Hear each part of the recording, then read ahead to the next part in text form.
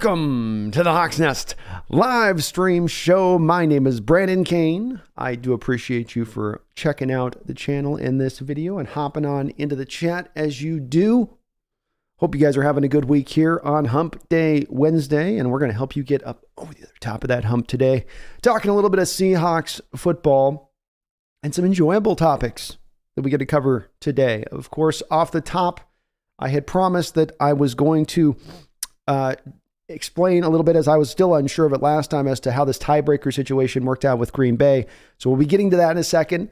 Also, we're going to be looking at doing a little bit of a mock draft. I'm feeling good enough now. I haven't gotten into near where I'm going to be getting into as far as looking at all of these players in this draft, but I think my list has gotten up to about 80 guys or so. So I feel pretty good, especially at the top end of the draft, about some of the guys that I might like in a mock draft that might also be fits for our Seahawks, not just guys that I like, but who I think that they will look at historically. That's a little bit of last year, and looking at some of these guys, able to kind of predict some of who was coming down the pike, because you could see guys that fit, you could say it kind of vaguely like they fit to kind of a Seahawks standards, but it's also fitting to a certain player profile standard that they tend to take a look at given positions. But the real important part here to enjoy and to discuss, and this is going to be quite frankly, it's going to be one of the more fun, geeky things that I get to do as a Seahawks fan, not simply as this channel, but as throughout my life of being a Seahawks fan. There have been points we've been there with multiple first-round picks, but to be set up as we are in this draft with these picks, to be in as bad a situation as a team you normally do have to be up into a top 5 range of things in a given draft is such an odd kind of just all I can come back to is an enjoyable state to be in as a Seahawks fan. And there are so many different directions our Seahawks can turn. We're going to do this in the mock draft, certainly, but it's you could go down this road, you could go down that road, you could go down this road. And I'm usually a guy who will tell you, man, the smart choice really is you got to go down this road. All signs are telling you here. You can look, there's the given sign, there's the light above you going green. That's your road. This is the one year that I might go, I don't know. There's kind of 5 roads I feel pretty good about. They're all paved, guardrails on each side, no lights, no crosswalks. It's just straight smooth. It's like no even speed signs. It's like Autobahn out there in Germany. You just go as fast as you want. So there's a variety of ways that they can go in this draft to attack this. We're going to have a little bit of a clearer understanding about what they're going to intend to do, of course, once we get into free agency. This also doesn't mean that this year is over with by any measure. I'm still all in on this year. I'm going to be, of course, doing the play-by-play on Sunday here on the channel. Hope our Hawks can win. The NFL, of course, jobbed us in this situation by having the Detroit and Green Bay game on later. It's funny, even hearing from the people out there nationally who have no kind of dog in this fight, most would kind of acknowledge that this is the case. It's screwing Seattle, first and foremost, and a little bit Detroit. But also that, you even hear some of the pundits talking about how they... the NFL's not, they're not trying to, fix this so Green Bay can get in. Nobody wants, nobody's doing that. That'd be ridiculous. And sure, yeah, of course the NFL wants the Packers in there in the playoffs. Of course they do.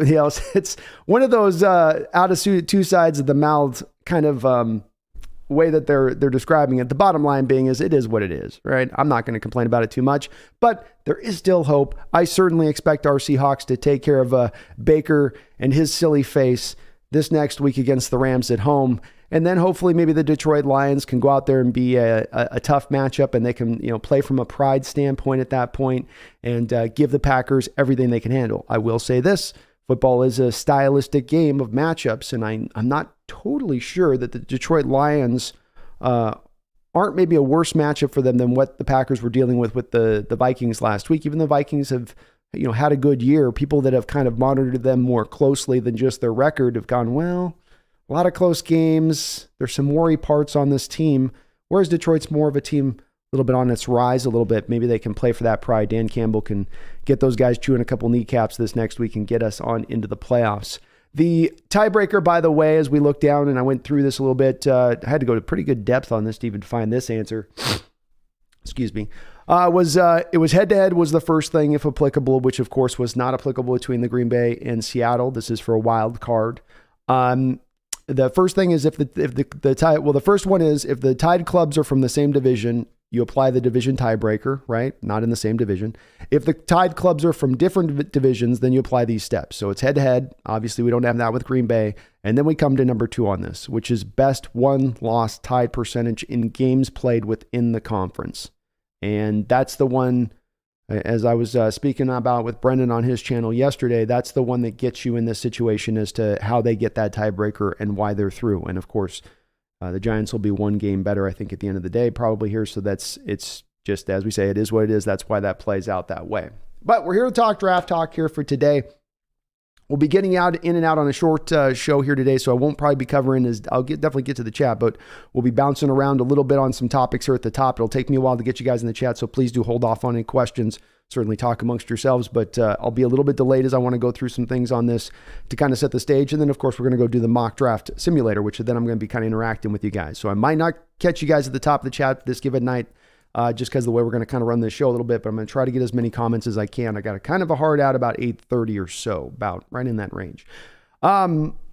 So we're going to look at that. We're going to look at the draft, and we're going to look at where we want to go with the possibilities with this. I think the first thing that we want to look at with this, and the first thing that's in the hip pocket of your Seahawks here is going to be let me get out of the way of this here, what you can possibly get as far as your returns goes if we want to trade. Now, we're going to go through the mock draft, just pick it up, every pick, take the best player available, a little bit like what the Seahawks did last year. But I do want to set the stage with, when you're doing the mock draft simulator, I think there'll be some people out there where you'll go, the mock draft simulator can get silly at times and give you value that there's no way you can get. We're in that position of a weird place, though, where I would argue you can get that value here. This is the spot where you're going to get that kind of, call it Madden trade value, or, the mock draft simulator is broken. It just gave me 4 first-round picks for given player A or given pick B, right? So we're in a position where you're going to kind of be able to get everything you could want if you want to trade back. And that's one of the places I'm going to make my argument for our Hawks potentially really going at. I made a video about Jalen Carter. I love Jalen Carter. If we end up with Jalen Carter, that would be great. As I said, many different roads here, right? I would ask you out there to wear many different hats in how you view this about the potential way our Seahawks could go. So if they want to go Jalen Carter, great. I'm probably about halfway through getting done with a Will Anderson video, who's another guy that's, of course, commonly placed with us right there at that spot. Will Anderson would be fantastic. Let's go with Will Anderson too. Don't have a problem with doing that. But if there's a preference here, if there's a way of going, well, if you had me kind of going, what I'd like to do if we could go out there and make that move, it would be to go back. I'm going to show a couple of trades here historically that you can see here on video right now, which will go through kind of some of what we got as a historical background of some of these trades that have been made. And we'll do this fairly quickly, but at least to establish, okay, this has happened in the past. There is a baseline for this. So it's not out of whack. It's not incredibly crazy to believe that you could also pull that same thing off into the future, because that's the pushback I know I will get on the trade that I'm going to try to pull off in the mock draft, is though people will go, well, there's no way you can do that. But that's why I'm making the argument for this, is that the value of it so blows you away when you really do look at it on the table, when all the cards are there, right? Oh my goodness, that is quite a bit. And it is. And this is why I think it's potentially the greatest track, because you match up that whole extra accumulated draft capital by moving back a little bit, putting it in tandem with what you did in this prior draft. And woo, look out. Look out as far as the type of roster and team that you could put together. So historically, as far as these drafts go, the first one that kind of sets the stage on this from a historical standpoint, we're going to really lock in, of course, here on first round trades. And it's really going to try to really, of course, get more into even the trades that go beyond this Julio Jones trade that was made back in 2011. And this is where the Cleveland Browns moved back out of their pick. They left the 6th pick to go back to 26, which then they picked up a future first round pick that became 22 the next year. They also that year got a 2nd round pick and a 4th round pick. And then of course the next year after that there was another 4th round pick. So some back end kind of, here's some extras on this, but the bottom line being is there was the 2 first round picks and essentially then the late 2nd round pick at 59 that they were getting back in that deal for Atlanta to go up to 6. Now, they dropped back significantly, did Cleveland, on this trade, and I kind of feel like this is a deal that pushed trades as it went forward to teams looking at it going, hey, Atlanta got the better end of that. That doesn't look so good in retrospect towards what Cleveland's doing by leaving the top 10 pick at that point, because it does seem like the value became more substantial now. The asking price became even more substantial here as you go forward on these trades through the year. So next up, you've got Robert Griffin, who sits at 2012 here, and the details of this trade where the St. Louis Rams received the 6th pick overall, and now they're giving up the 2nd pick. So that's all the Washington Redskins received at that time was the number 2 pick in the 2012 draft. The Rams get back number 1 that year, number 1 next year, and then look at that 3rd one that the Rams picked up there. Look at that 3rd first-round pick. Pick 2 in the 2024 draft. So the Rams come out of that draft with a top 10 pick for going back 4 spots. They pick up a 2nd round pick, 39, and a fairly decent 2nd round pick at that.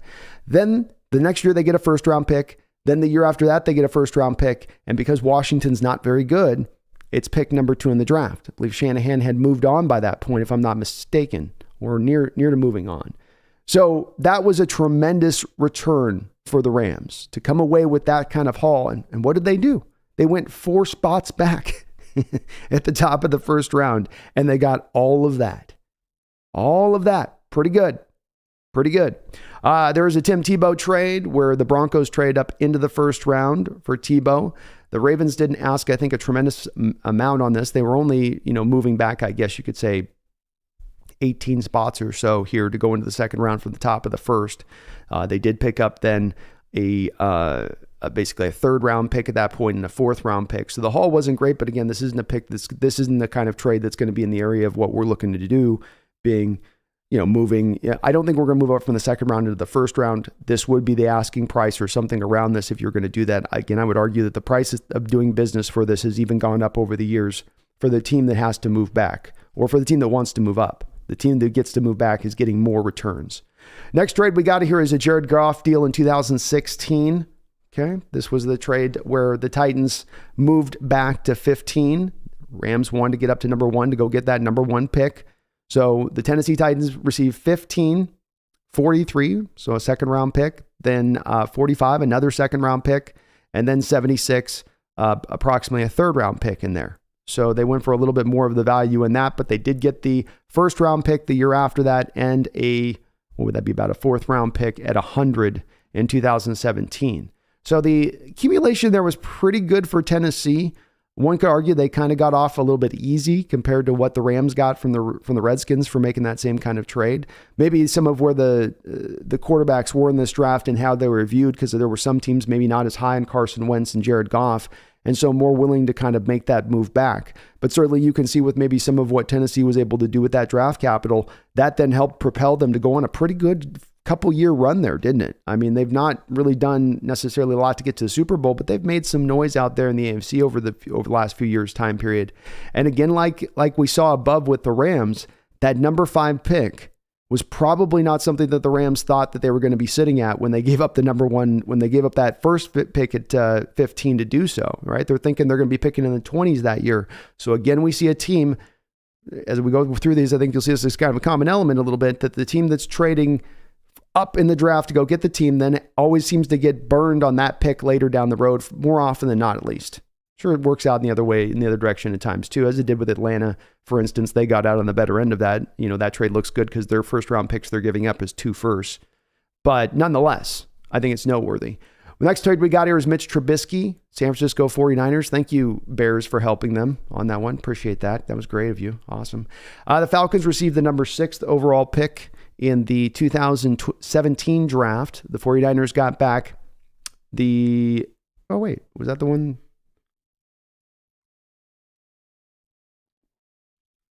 They have this wrong, so it's not the Niners here.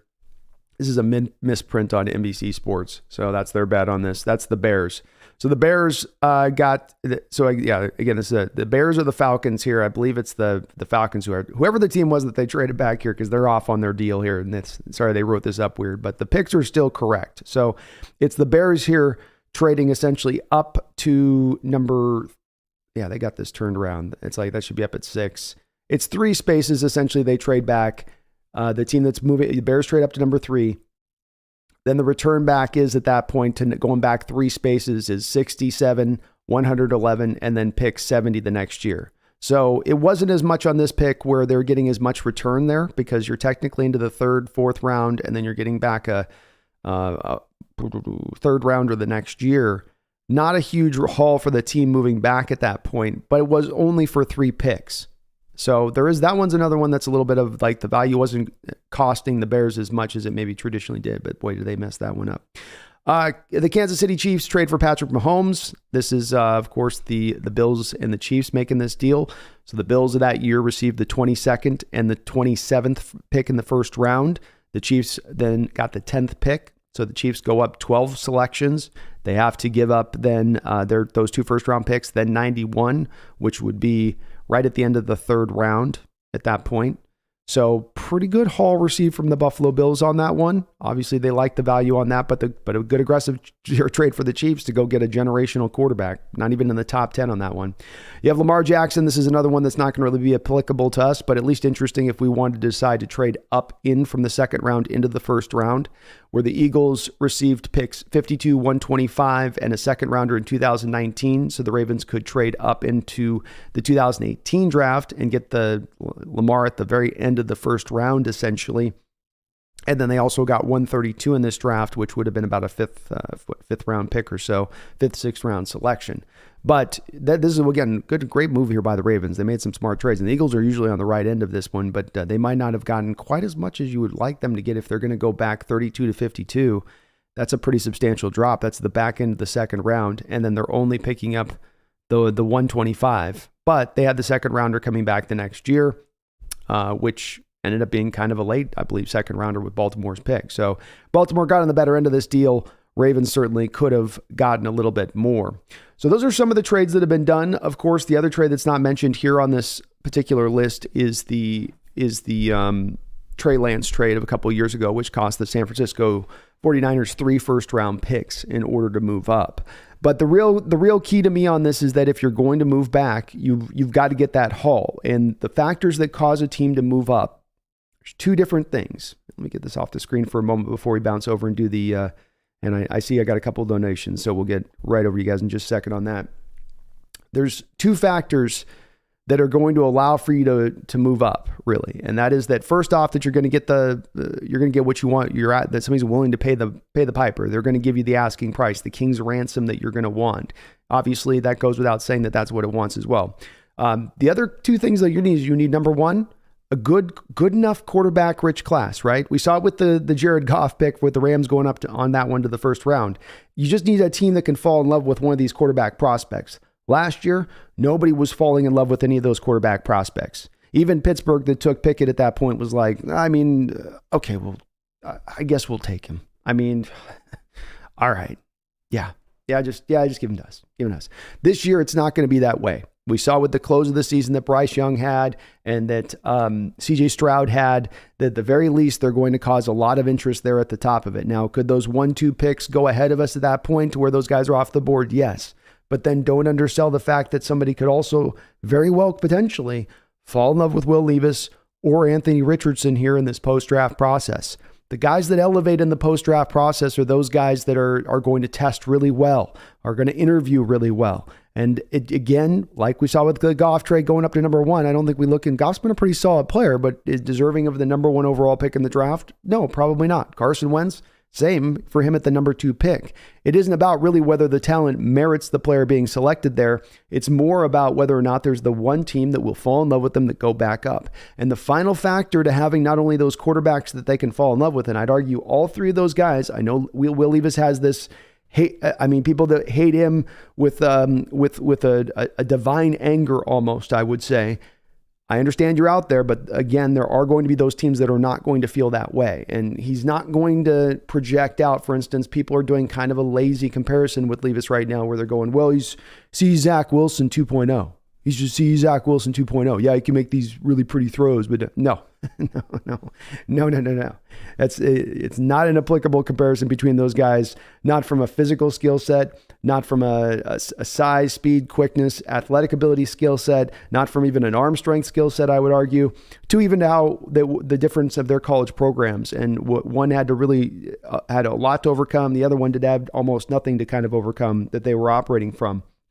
So it's that's not going to be a real applicable comparison league wide. You're not going to see front offices looking at it in that same vein, I don't think. So all it takes is if you're landing at that third pick, and even if those first two quarterbacks have gone off the board, which is not still necessarily absolute when you have the talents of a Jalen Carter or Will Anderson there, all it takes is that one team that wants to move up. And there are those quarterback hungry teams out there. If anything this year, that list has not pared down as the year has gone on. That year has grown larger, and that list has grown larger of teams that are very quarterback needy. So you get a team that wants to go, like we saw, to the 6, 7, 8, 9, and you're going to get back 3 first-round picks and a second-round pick.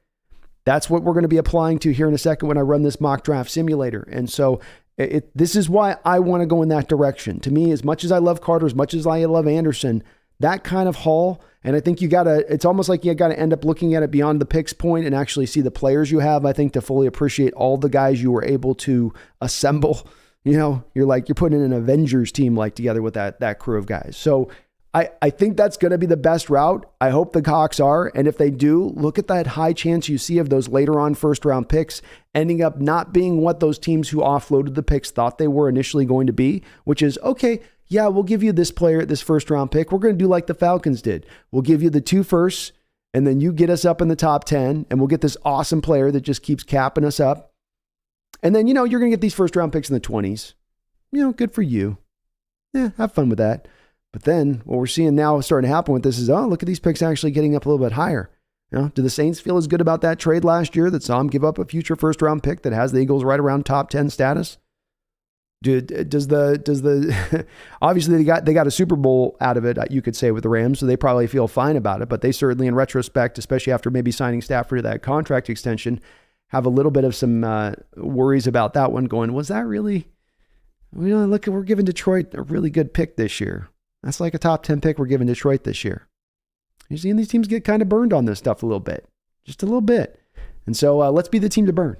Let's be the team to do that. But they've got a variety of ways they can go. If they want to stand pat, as we saw last year, when you have the value you have, last year it was 3 picks in the first 2 rounds. This year it's 4 picks in the first 2 rounds, 10 picks in total.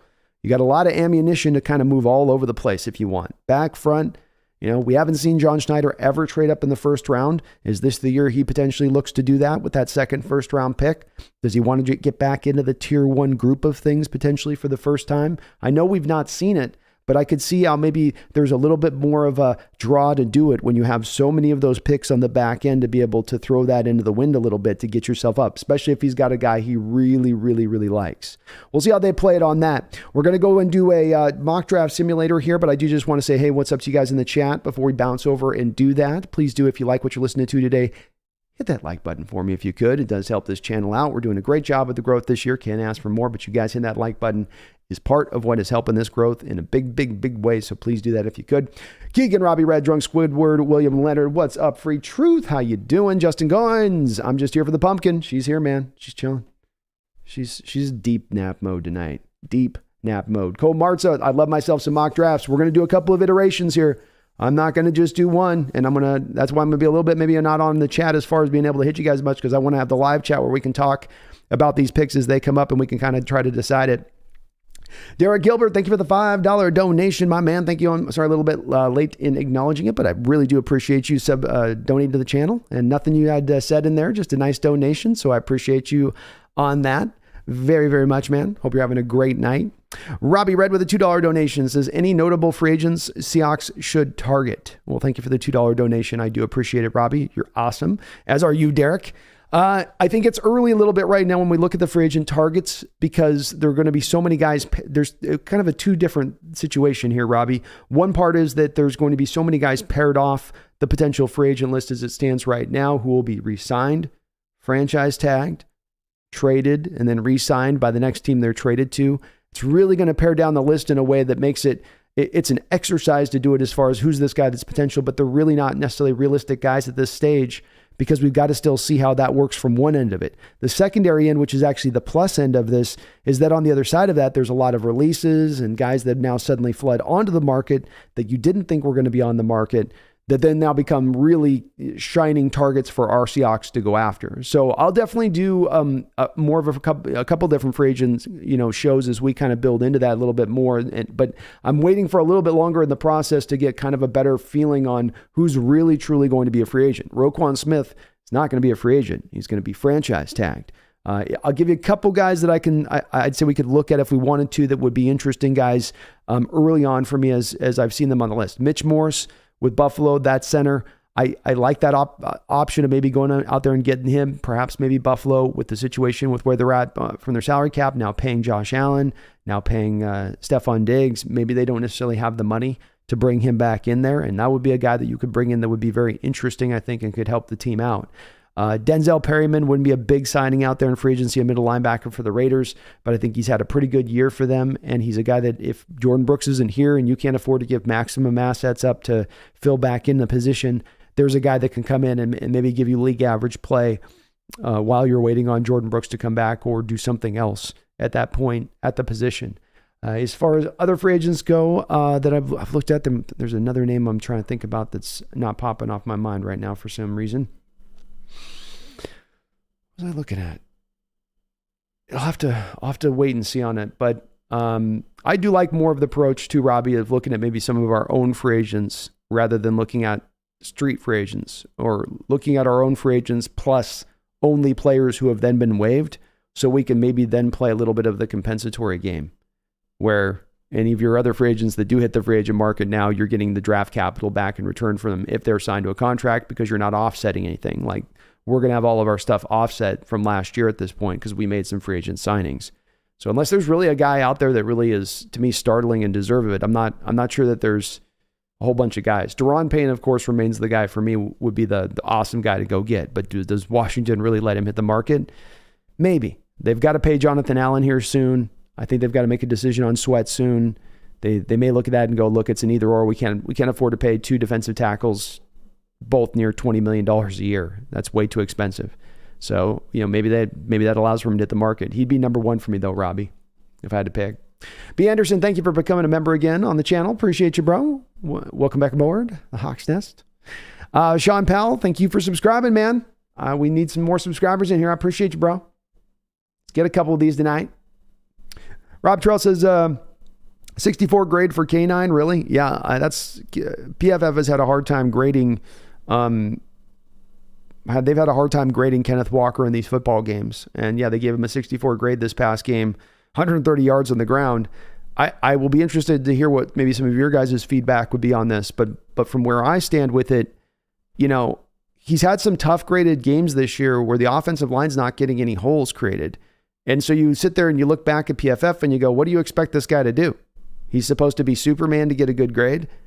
And this is kind of aligned because if you look at the PFF grades, which I don't type out, it'd take me a million years to type it out. If you're a member of the channel, you can see it from online. I do post it on my community chat with that, but you can see on the run blocking grades for the offensive linemen coming out of this game that none of them have very good run blocking games. So, PFF's kind of got to explain itself a little bit. The linemen aren't opening holes for him, but then he's also at fault for the fact that he's not gaining yards because so many of his runs seem to come from a place of trying to juke and spin and get out of stuff and move away, and it's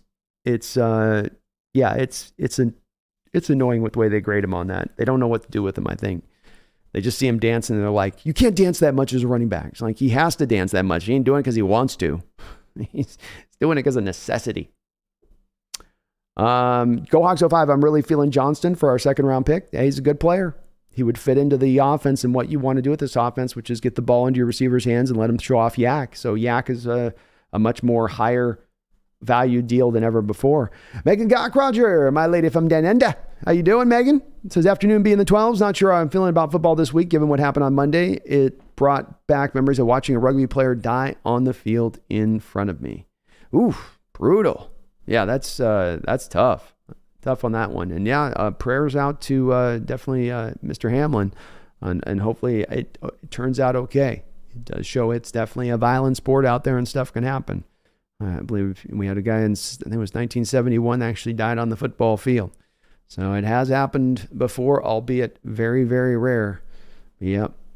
Sean K says, hello, Hawks Nest. Love watching the B&B show. Well, thank you, Sean. I really do appreciate that. Love doing the show with Brendan, man. I love picking his brain, seeing where he's at with stuff. And we've had a really good time with this year, and people have really been responding to it well. So it'll absolutely continue into this offseason and into the future. So he'll be actually on my channel tomorrow night.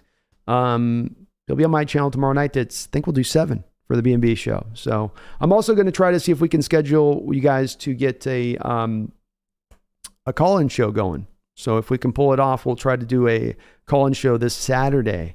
I might be doing it like around midday-ish or so. So we might not do it or kind of afternoon.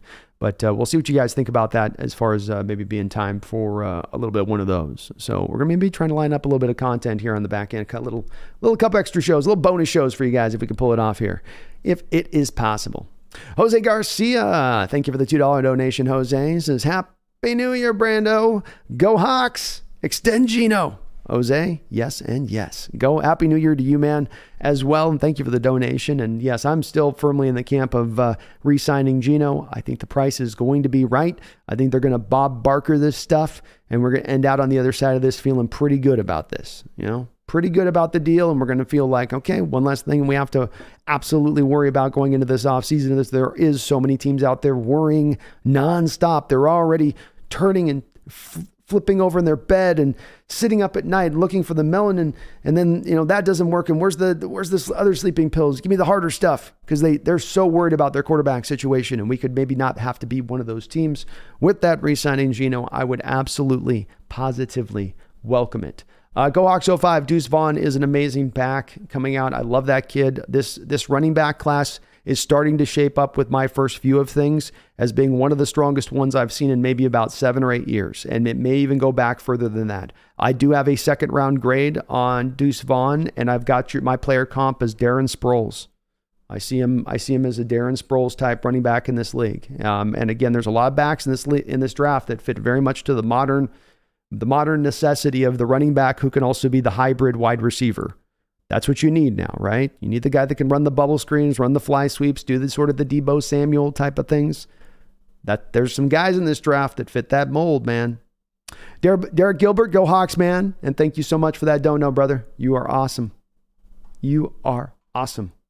Again, I'm going to be a little bit weird with the chat, because we're going to go over here and do this mock. I just want to get a little, hey, AI, what's up, man? Nagasa, hello.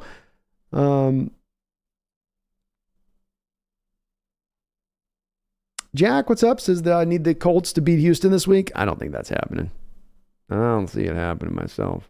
It'd be cool to see, though. Megan, I do know how you feel about Carter. You're like my Will Anderson video. I got some Terminator footage I'm going to be putting into it. I got Anderson's face on a Terminator. It's pretty tight. If I can get it right, I got a lot of key. I got to put a lot of the keystrokes in there to get it kind of to work right. Herbicide says, love me some Gino. If we only had a defense, we for sure would be going to the postseason. Amen, man. Amen. That's why you're going to see my draft have a lot of defensive players on it. AI says, if Denver wins, our third pick drops to 6 behind the Rams-Lions pick.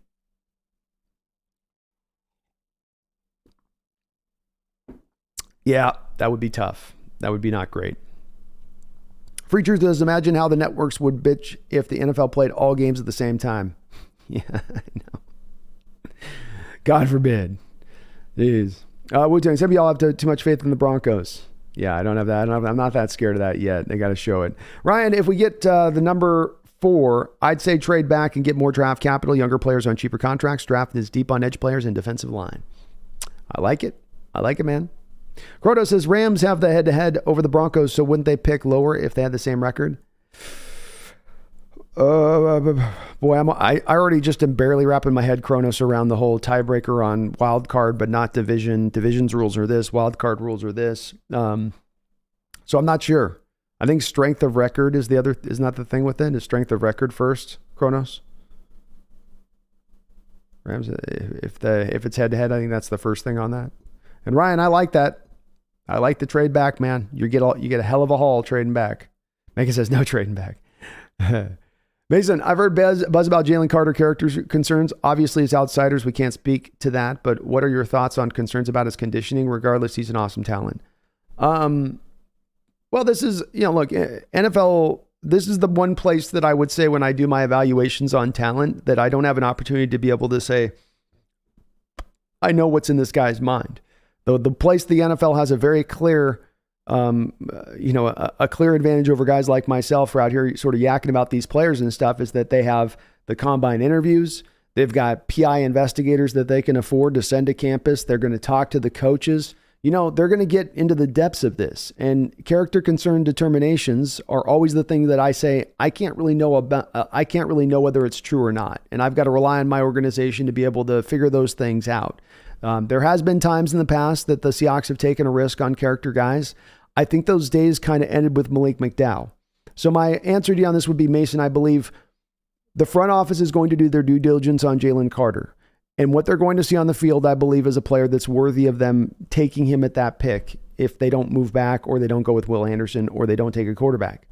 But I certainly think that if this team falls in and finds into things that they see that are worries, and make no mistake about it, Mason, you could absolutely see the problems with Malik McDowell coming. It wasn't a shocker. Yes, it was a freak accident for him to have an ATV fall on his face, but it wasn't freakish in the respect of he was known kind of as a wild and crazy guy. Like, he just kind of known as not wild and crazy, but just known as being a little bit of a, let's just go character concerns. Let's say that's a great way maybe of putting it. That's a nice PC way of putting it. So they're not going to go that route if those concerns are there. I'm a little bit skeptical of that being really the case, though, that there really being some huge character concerns with them. We'll see if that really bears out. But I always look for specifics on this, Mason. And it was a report from somebody from a source. I don't like this age we live in where, unnamed source here says given B. Who's the unnamed source? Who? How do they know? What do they know? Like, put your name on it if you really believe it that much. So I don't put a lot of stock into it at this point. I'm going to trust in Seattle's ability to figure that out. Nagasa says rumors are that he's lazy. I don't really believe in that. Yeah, I don't really either. I mean, I've watched this guy's tape. I've watched Will Anderson's tape as much as anybody in this draft, as much as the quarterbacks. That's saying something, because some of these quarterbacks I've watched 2 seasons worth of tape. So I've watched these guys play. They're neither of those guys, even in Anderson's case, where sometimes, the motor isn't always the greatest. They're going hard enough most of the time that it's not enough to be anything that should drop them off. So his play, if it's a matter of, well, he's lazy, and you see that there on the tape, which is, I think, a little bit of what the narrative will try to be pushed with him. So no, he isn't. No, he's not. It's a little bit, it was like I was hearing the Ohio State game. It's like people like lazy, like I got to go back still and check out that second half. But man, for my money in the first half, he was everything I thought. He's showing you what a dominant defensive tackle can do from in there. It's not his fault that they suddenly forgot how to cover out on the other end. Well, and CJ Stroud was dealing too, so that was some of it. Because someone probably wants to trade up for Stroud, and it'll be a good haul. You better believe it. That's what I think the Bears are going to do eventually on that at the end of the day. As does, I want Carter so bad. The whole situation is becoming emotional for me. Not going to lie. Too anxious right now. Don't want to end up with a forgettable edge rusher if Denver drops to 4. No, me neither. I want him bad too. Herbert, drafting a quarterback this year would be silly. We would wait until 2024. The quarterback class will be way better. I'm okay with that. I'm okay with drafting a quarterback this year, but I would prefer if they did that more of that 3rd or 4th round range, maybe. Paul Third says Miami's been bragging about their master draft moves the last 4 years and have nothing to show for it. Seahawks are just as good as Miami, and now they have a few bigger name receivers. Yeah, that's true. Miami's been odd with some of how they've drafted. I don't think they've killed it in their draft selecting process as well as we have, like was just our last draft. They've gotten some good guys. Waddle's worked out great for them. Tua, we'll see, right?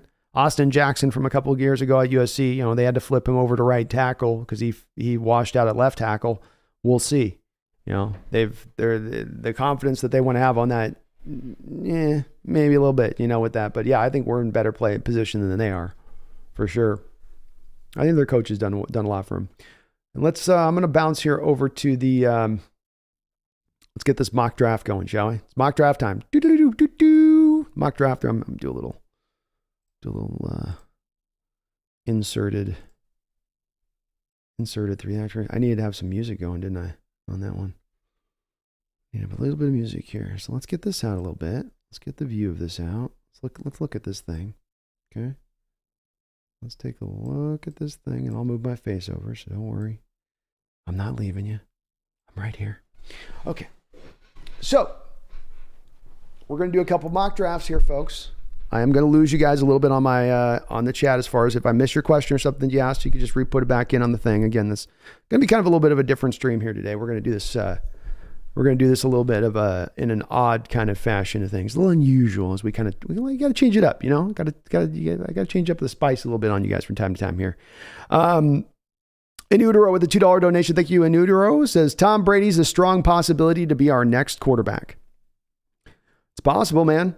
You know, if you're talking about having something in place for him that feels somewhat equivalent to what he had in Tampa Bay going in, you certainly could provide him here. A great offensive line, solid running game he can fall back on, receivers on the outside that'd be fun to throw to, and potentially an up-and-coming defense, along with a good special teams unit and a coach that, you know, kind of knows what he's doing. I think there's an outside chance of it. I'm certainly not in a position of believing that there's a high chance it would be pulled off, but you know, this is the team, as I've said, and before you poo-poo looking at Tom Brady and going, that's no way that this team would do that.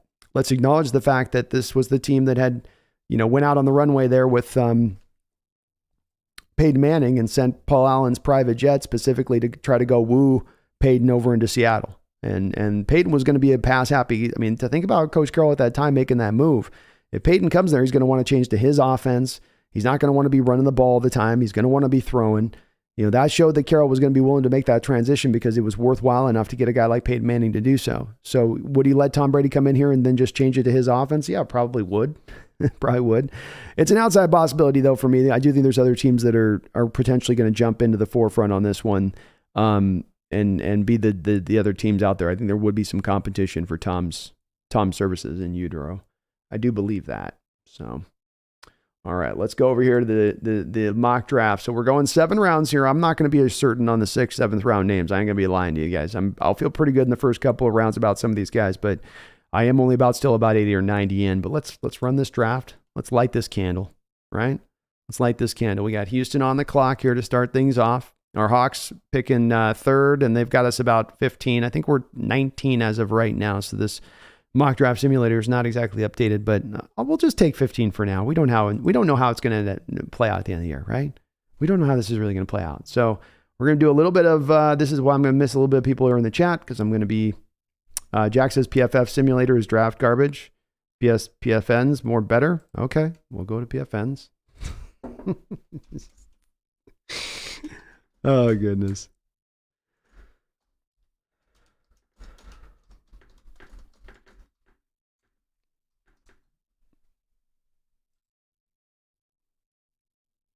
All right.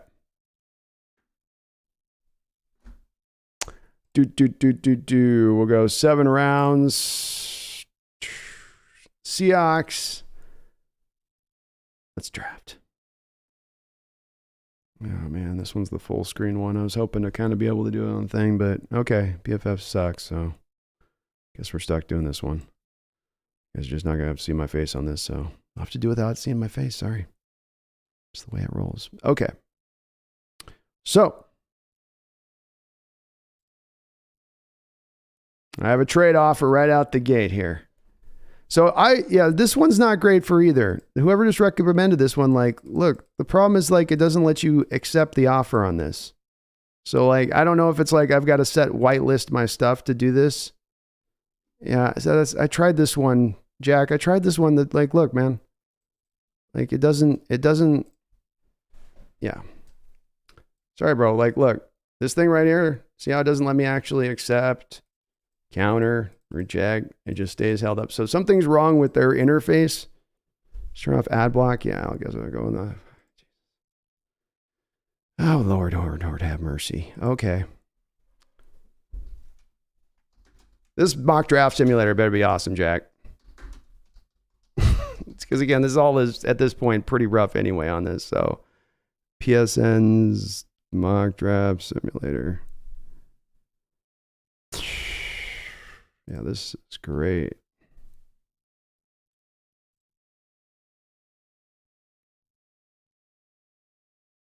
Yeah, it doesn't even come up on that. Holy hell, man. Oh, yeah, this one's really impressive to start. I'm blown away by this simulator. I can't find it on a Google search. And okay. All right, let's see. No ad block on this now, so let's draft. All right, Bryce Young goes first. They got Chicago taking Paris Johnson. We've got a trade offer on the board. And we're going to probably want to see my people counter this. So we've got the 7th overall one here. 4 picks back. We get 40, second round pick, and we get 2024 first. What say my people in the chat? Can't see it. Okay. Yeah, that's right. Okay, there we go. Everyone can see. We got a no, fake. Do we? Okay, so we'll go with the no. It looks like it's all no's. I'm agreeing. I think we need more. We're going to reject that.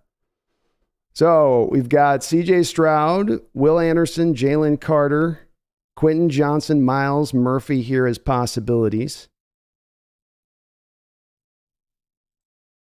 Still on the Colts. It is still on the Colts. Oh my God. Sorry guys, I didn't know that the PFN one was so crap. So I'd had set this all up, and then this is the problem with trying to change this stuff up on the fly. It's like, well, that one's not good at all. So go to this one. Like, well, it's easier said than done on the trade. Okay, I think that should update it here. Okay, we're on our pick. Everybody should see. Let's see if everybody make sure that everybody's good here. All right, we good. We're all as one. Okay, haven't selected. You guys can see the picks here now. We got Bryce Young going to Houston 1, Paris Johnson, which is I think pretty unrealistic, going to Chicago 2, but it is there nonetheless. So our Hawks pick 3. Should we offer a trade? Are we looking for a trade down, or we just let's just take out the gate, right? We'll do a trade down on the next one. Let's just do picking on this one in the first pick at least. A lot of trade down. We'll be doing a trade down, so we'll do a trade down on one. If we're just picking though, what does the chat say on who we should just pick? I see a couple Carters. Got Megan with an Anderson. We got one CJ there. Jalen Carter. We'll roll with PFN. It's all good. And a couple Andersons. Okay, it's kind of even. Carter with a little bit of bump. Little Levis bump. Anderson bump. Ooh, it's neck and neck with Anderson and Carter here. Holy mackerel, you guys. Okay. I'm seeing more Carters at the end of the day. I'm seeing a couple more Carters, I think. I am seeing some Anderson love. But we can do a poll. I'm going to just run this through the chat. We'll do a poll next time on Mock Draft 2.0. I'll just take it as a general on this one. I'm already having a hard enough time with this thing. I think we got Carter. Let's do a poll. Okay, we'll do a poll. If you want a poll, we'll give you a poll. We'll make this supremely interactive. Like I said, on this one, we're not going to probably be good on me being able to respond to chat much today. So this is going to be really interactive on just probably this mock draft simulator. But okay, so we'll go, and I'm just going to go with kind of the obvious selections here on this poll that we can go with. So we're going to do Carter, Anderson, Stroud. Carter, Anderson.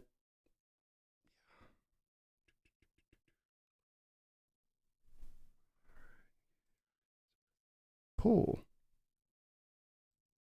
All right, so we'll go with 3. I think that there's mainly 3 options here, right? Carter, Will Anderson, C. Stroud. We'll go with, we'll throw Will Levis in there for the hell of it. All right. The community has been presented thine poll. We'll give you guys a minute or two here. Let that roll up a little bit. The poll will decide. So we got CJ Stroud, Anderson, Carter, or Levis is the main picks there, I think is possible. And again, we'll do a trade back in a second. So we'll do the trade back in a second on the next one that we run here in a second. So let's see what we get from this. Ooh, we already got 64 votes. Let's go. Yeah, there's no way Chicago's probably taking the tackle, but let's also acknowledge the fact that You know, Chicago could be wanting to finally build up that offensive line for Fields, and that's something that they've not been doing. So if they could feel like they fall in love with the tackle, that's certainly in the history's past. Tackles have gone, you know, conventionally that high if they are valued in that way. I don't know if he will be, and I think it's, again, probably, I think at the end of the day, Chicago trades back, right? That's really the most likely. That's most likely the one. So we've got Jalen Carter at 64% right now. Anderson at 18%. Carter's got the steam here. I'm going to give it about another 45 seconds. We're at almost 100 votes.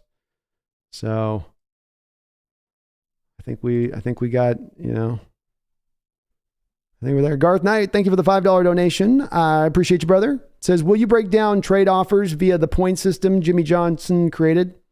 I'll probably go into something like that once we get really more further down the lane on it with it, but not at this point, just further down. It's also not been the system's kind of a little outdated. It's still used in general terms, but it's not leaned on like it once was as like the ultimate Bible kind of thing. But thank you, Garth. Yeah, we'll definitely get into kind of around that as we can. It'd be nice. Baseball's got kind of that thing set up where you can do that, but it's not the same with football. Like there's a website you can do that kind of gives you that kind of value system. All right, so we've got 108 votes up. Look, 68% Jalen Carter. The fans have spoken. The fans have spoken. I can't deny it. So, Jalen Carter, welcome to the Seattle Seahawks. Oh, that one felt good. That click felt really, really nice. And then they got Jordan Addison going number 5. this mock draft simulator is a little sus. Just a little bit. Most of the rest of the picks are okay, though, there. All right, so we've got our 18th pick up on the board. Now, on this one, I did want to trade the first one, but let's go back here on the chat. Let me give you some options here. Okay, let's do this. Let's end this poll. Give me a second. Be patient with me here now, folks. Be patient with me. We're going to go and we're going to do another poll. And we're going to go a couple options here.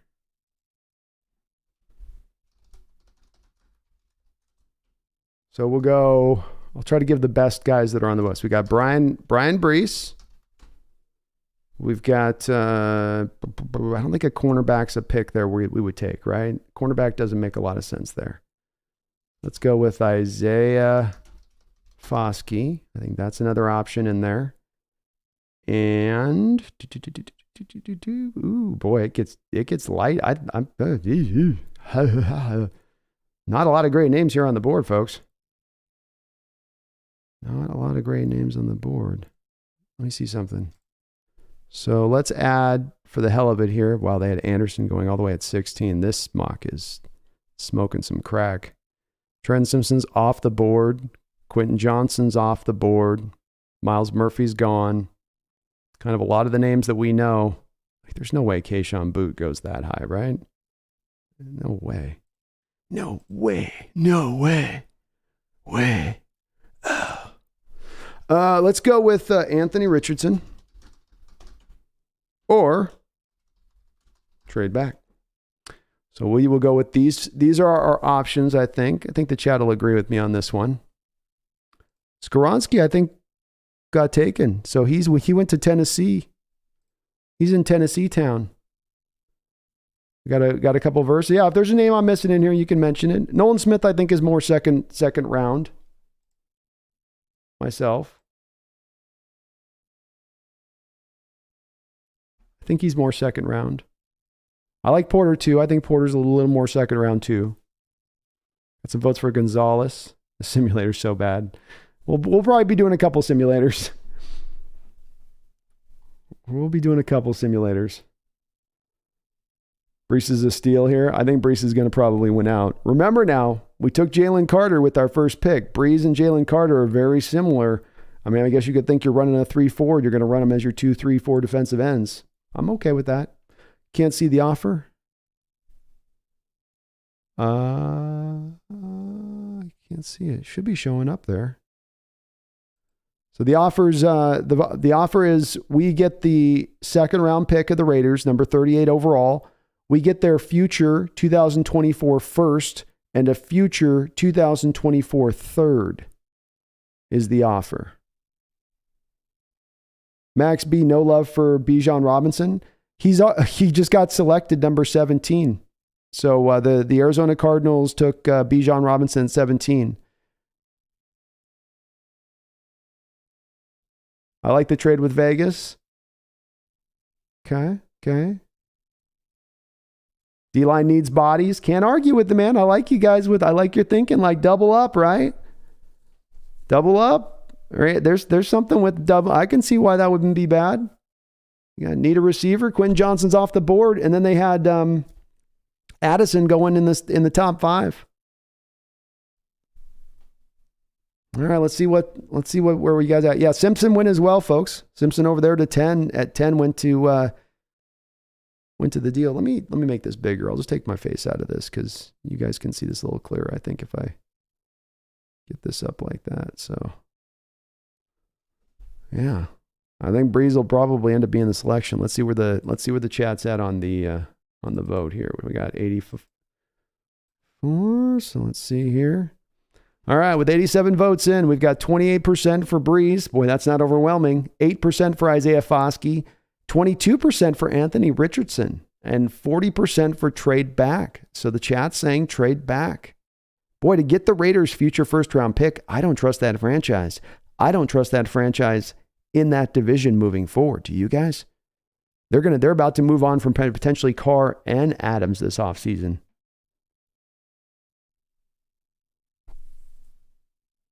You can still adjust your answer in the deal if you want. Breeze at 29%, trade back at 39%.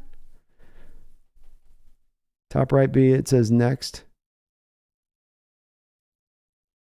It says next.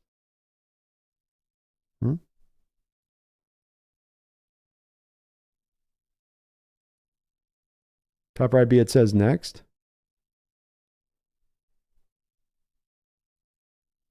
Oh, look at the second offer. Sorry. Okay, let's look at the second offer. Well said. Thank you, guys.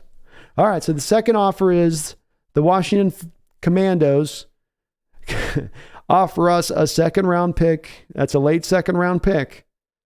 And a future first-round pick, and we've got to give up a seventh-round pick, too. I don't think the chat's going to like that. Yeah, Sam the Great, Raiders are so bad, that's another guaranteed top 5 pick. I don't think I have to do a poll that Washington pick isn't as good as the Raiders pick. Yeah, Raiders is better. Raiders is a better pick. I'm going to go, if the chat's honest still, they were 20% more nearly than the Breeze thing. I'm kind of feeling the chat on this. Breeze has climbed up to 30, though. Maybe I need to give it a few more. All right, you Breeze folks. You get 30 seconds. My Breeze people get 30 seconds. But you got to move 9 percentage points in 30 seconds. It's a tall order. That's a tall order. You got to have to show me something. That's a 10% mount at this point. People are saying that's a Raiders trade. Think about this Raiders trade. That's not just a future first, that's a future third too. Future third, future first top 5 pick, future third, top 5 pick. All we got to drop back is a mere 20 spots. Yeah, the Commanders offers, that's a ridiculous offer. I'm not doing that. They can go pound sand. 32%. Oh, Lordy. Oh, my goodness, it's moving. It's moving. Raiders trade back. Come on, chat. Oh, chat, you mounted a good comeback here, but you're still 6 percentage points away on Breeze. I think the move is to trade back. Yeah, I think we gotta move back. All right, last check. I'm gonna refresh it one time up to 111 votes. I think that's a good enough stock at that point. Yeah. The Breezes is plateaued. The Breeze is plateaued officially at the Breeze is plateaued officially at the 32% mark, unfortunately. It's a good poll though. Let me see. Last check. I'm going to refresh it one more time. Yep. All right. Sorry, folks. Your Brian Breeze love is just going to have to. I'm accepting the trade. And remember, we're going to run a couple of these real quick, so we'll go a couple different directions. Foskey's off the board. Christian Gonzalez, Phillips, Cyrus Thomas, Johnson, Verse goes. Hooker goes at the end of the first. All right, we have another pick on the board here as we are about to pick 35. So, oh, look at that. Look at that. Breeze is still on the board, folks. Oh, look at that. I guess something, the NFL got shied away. Something's wrong. Something's wrong. Okay. And I can only do 4 options, so we're not going to trade back on this one, 100%. Okay. We've got, Jahmyr Gibbs is a fun one too. I just got done watching his tape. So add an option. So go, who is next? I think I know who's going on this one. This poll's going to go pretty easy, I think. We got Brian Breeze is still available on the board here, folks. With us picking with the Oakland Raider, with the Denver Broncos first, second round pick now. We're, of course, going to be picking 3 times in this second round. So let's see. We've got Gibbs. Eli Ricks is a no. Okay, I'll put Jail. I hate the Jail Skinner. He's not a fit for this defense, but I know so much of you love him. I can't turn your love away from him. Okay, I can't. We also have, let's see, we'll go with, I can only do 4 options. I would put way more in here, folks, if I could. So I'm going to go Brian Breeze, Jahmyr Gibbs, Jail Skinner, and John Schmitz, the center. Let me know if there's anybody, type in the chat if there's anybody else you guys feel like you'd want on there instead of that. I can put, Toa Toa is another one that we could put theoretically in there, I think. Yeah, he's in there. He's up there right now. Nolan Smith, some love for Nolan Smith. Is he even on? Yeah, he's right there. The edge, Nolan Smith in there. Dexter he went ahead in the draft already. So Toa Toa, we got a love for some Gibbs. Because that's who I'd probably have to knock out, a Skinner or Gibbs on that one if I brought in Toa Toa. But that's probably more of a need right now. So let's do that one. Henry Toa Toa. Sorry, Skinner lovers. He'll be back there in the second round. He'll still be there. Trust me on this. We got 2 more second round picks. We got him. All right, no pull up. Who's the next guy? Brian Breeze, Jahmyr Gibbs. I watched this guy's tape. He looks like a Chris Johnson guy, kind of. He's got some Chris Johnson-esque nature to him. Henry Toa Toa, good middle linebacker for Alabama. And John Schmitz, maybe the best center in this draft out of Minnesota. We also could be moving here where I could move the 35th pick and then I could move 35 for 95, meaning I got to go way back on that pick. Again, I don't really want to move back on this one. I don't think the chat would either. You're not really picking up much to move back here. We've already done kind of our trade back. I'm just going to go ahead and tell them that they're rejected. Somebody call Howie Roseman and let him know. Let him know what's up. No Skinner. Yeah. So I'm going to reject these offers because I don't like these offers. Toa Toa could be there at 38 too.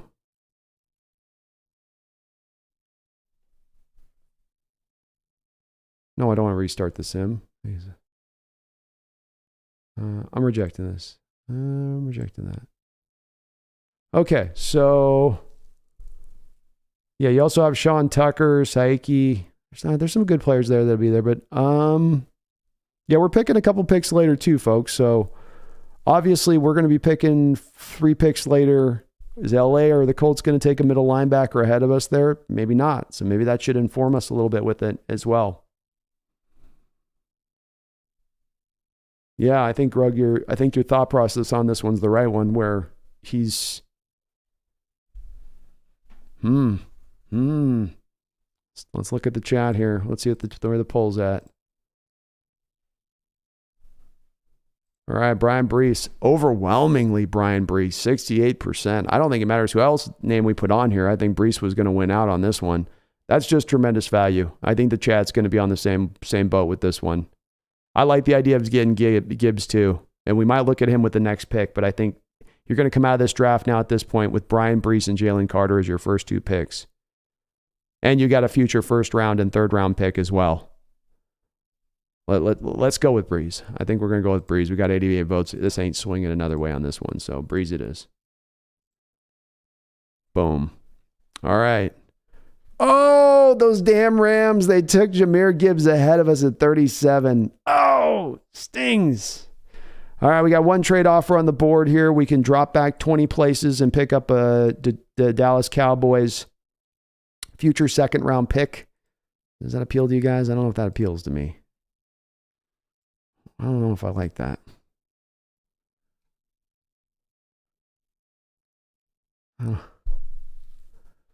Oh, they got him. Okay, so we'll go next poll up here. We'll go with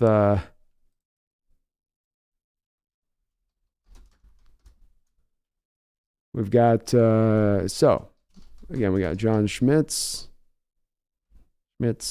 whatever. You know what I mean. I don't have to spell his name right. Let's see. Okay, let me know the names we got. Okay, JL Skinner, Henry Toa. Who's my fourth? Who's my fourth on there? Herbicide Win Simpson go. He went like top 12. Nolan Smith. I think maybe Nolan Smith is the one there. Darnell Washington love there. I think Darnell might be there later on.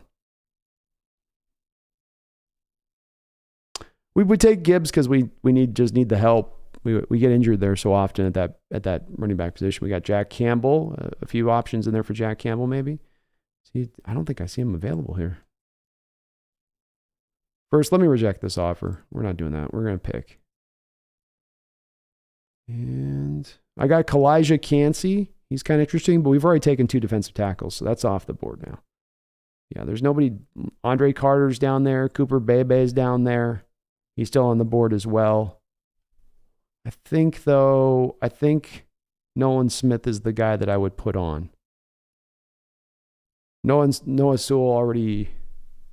Deadly Noah Sewell went ahead in this draft already. And I think Henry Charbonnet already went as well. They had the running backs all go. So let's put the poll this way. We're going to go Nolan Smith. Do we make it this would, by the way, make this 3 straight defensive selections for your Seahawks for our potential mock here. And yeah, Noah Sewell went like top 12. And I have presented now. You got the next 4 guys are presented here. We got Smits, the center, Skinner, the safety out of Boise State, Henry Toa, the middle linebacker of Alabama, and Nolan Smith. It does look like Campbell was taken somewhere here. Or he's just not being rated very highly on this one, on this board. I do like Toa better than Campbell, though, I think. Where do they have him? Oh, wait, Zach Charbonnet is there, by the way. So Zach Charbonnet is an option I didn't put on there. So if you guys want me to do Zach, I can put Zach in there. Kendry Miller. Wish they had a way of, let's see, offense, running back. So running back wise, you got Sean Tucker, Tank Bisbee, Blake Corum, Zach Charbonnet are the available ones. They've got Kendry Miller on there too, but they got him down deeper. It looks like we'll be able to get him a little deeper in the draft if we wanted to. Like they got him solidly deeper.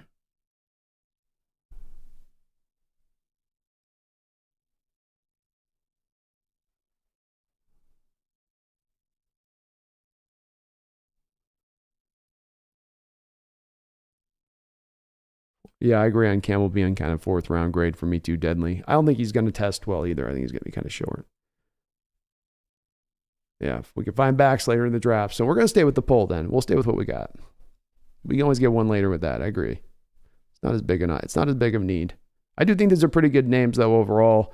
Kalijah Cansey would have been interesting if you hadn't already gone with 2 defensive tackles, but none of these other guys that are jumping out to me. Sayeki Ika here. That's 2. Again, you went already 2 defensive tackles. So there is value guys there, but I look through. Andre Carter could be interesting, or Cooper Bebe could be interesting there, but you're definitely getting into a spot of things there that's a little bit of a lower tier.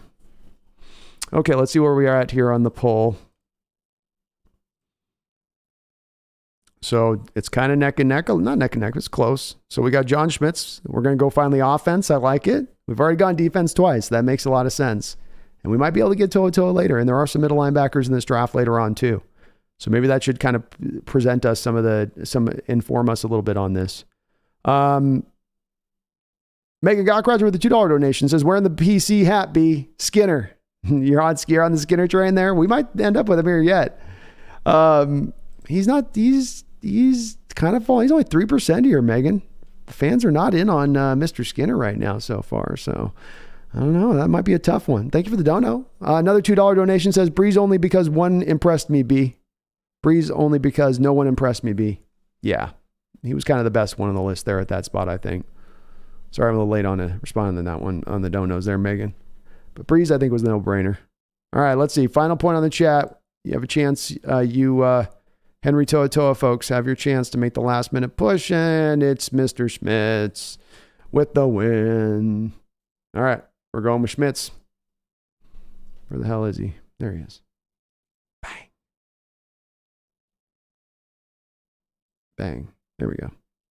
All right, I think we got one more, don't we, here somewhere? Yeah, we're coming up here still. Oh, Skinner just went. Washington went. Kancey went. Nolan Smith just went. Oh, Toa just went. Oh no. Oh no. All our people left. They all just got snagged. Oh Lordy. Who grabbed Skinner? They had Washington football team took Skinner. That makes sense. Big Country says that's why you take Toa.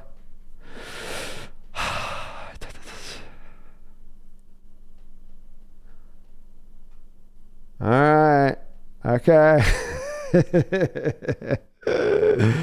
Okay. Oh, goodness. All right. So let's look at the options we got. I got Cooper Bebe being mentioned. I think we'll put him on there for sure. Saiki Iki is there, but we did take two guys already. I know they're not zero techs necessarily. I guess you're reforming your whole defensive line in one draft at that point. I could put him there, but I might be a little hesitant here as there might be other places we want to maybe look. We've got, what we got? Okay, what about Andre Carter, Cooper Bebe? I've got, to somebody's point on the center, we could have gotten Jared Patterson here. I think Schmitz is a better player than Patterson. I've got Charbonnet here still on the board. Drew Sanders is here at this point. Ivan Pace. I know some of you guys out there like him. So let's present this one to the fan. This one might be not as easy. Let me look at the chat on this. Hendon Hooker already went, John. They had him taken in the top of the first. And if you want to look at right now the quarterback situation, you have Cameron Ward and Tanner McKee, Jaron Hall, Clayton Toome, Dorian Thompson. Not sure there's a really one there that you want to go for. Running back Sean Tucker, Blake Corum, Zach Charbonnet. Wide receiver Cedric Tillman, Zay Flowers, Marvin Mims, Romeo Aduzier. Andre Carter is kind of the guy on the edge there that you got in this one. Zach Harrison's, that's about right for him. He should be down there that low. And linebacker, there's Jack Campbell down there, Pace. There's some middle linebackers here still that are kind of interesting. All right, let me see what the chat says on this. So we got Sanders, love Carter. I'll put Carter in. I got Drew Sanders getting some love, so maybe I should put him in there as well.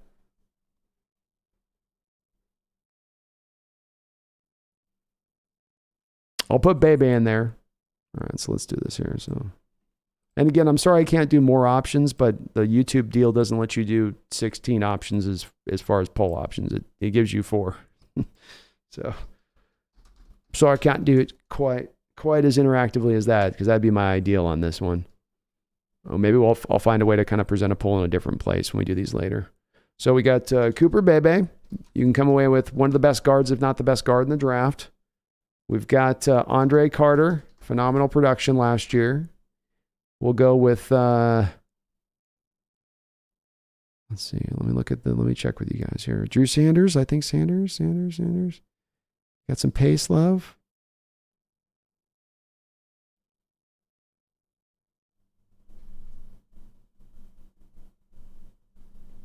Cam Ward love in there. Ika would make our defensive line the best in the league. Okay, I'm seeing enough love from the Ika folks. I'll put him in. Fourth option. Okay, so I got Bebe, Carter, Saiki. So we could go Drew Sanders. I've seen the most of in here, but let me see if there's anybody else late here that comes in with, if this overpowers into another place here with this. Pace Jr., Tillman. Cedric Tillman? We want to go Cedric Tillman? Need a beast nose tackle. We drafted two. Cedric Tillman. Okay. We got some Tillman love. Pace Jr. Oh, a lot of options here I'm getting.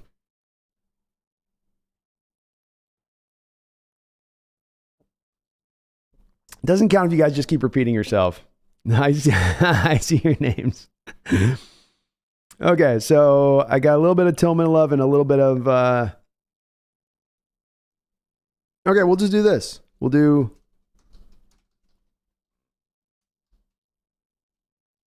This will tell me if I'm off on my poll. So I'll put Cedric Tillman and Drew Sanders together. And then whoever's the weakest rated of this crew will pull off and maybe repost on that poll. But here's the poll. We'll see if those guys really are getting that kind of love on that side of it. But if it's overwhelmingly like Bebe or whatever, then we kind of know where the chat will be on that one. And I have a feeling this is going to go pretty hard towards the Bebe direction of things. So far, we've got Brian Brees, Jalen Carter, and we took Schmitz, right?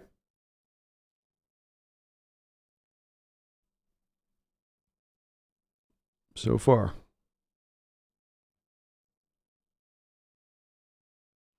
Pretty good draft. And we got a future first and a future third. Don't forget that, folks. We've already coming out of this draft with some future draft capital.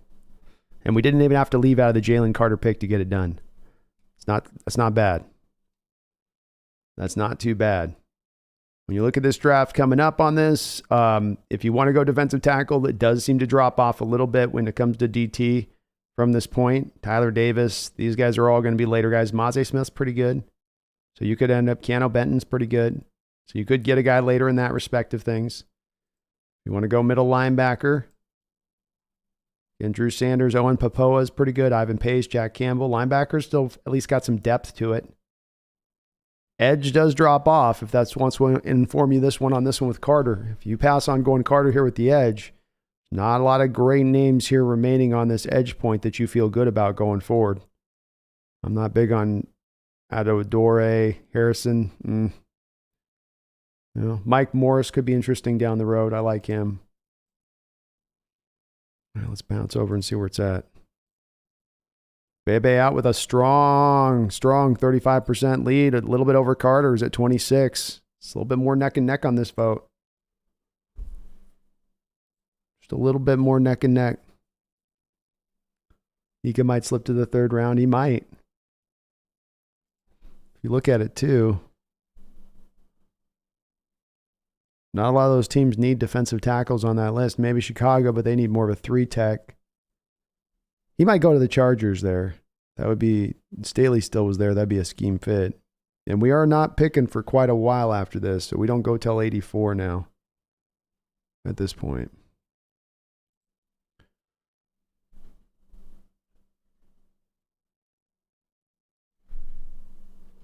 Ryan says Mozzie Smith's a way better nose tackle than Ika.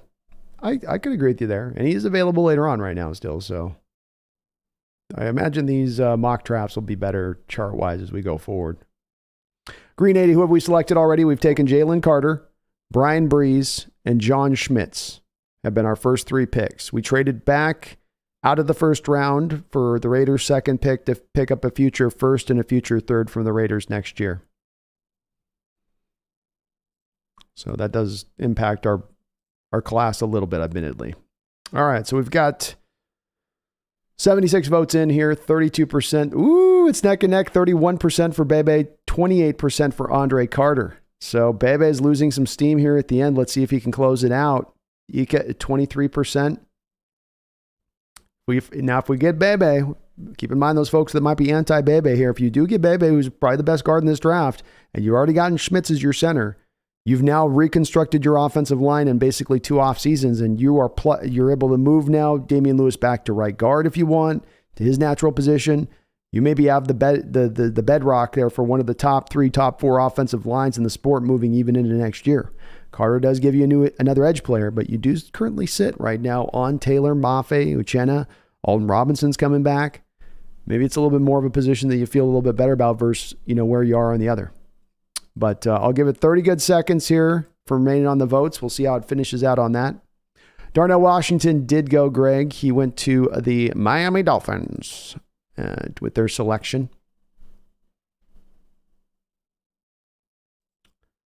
Jalen Hyatt. Yeah, I think Jalen was off the board there. Let me see.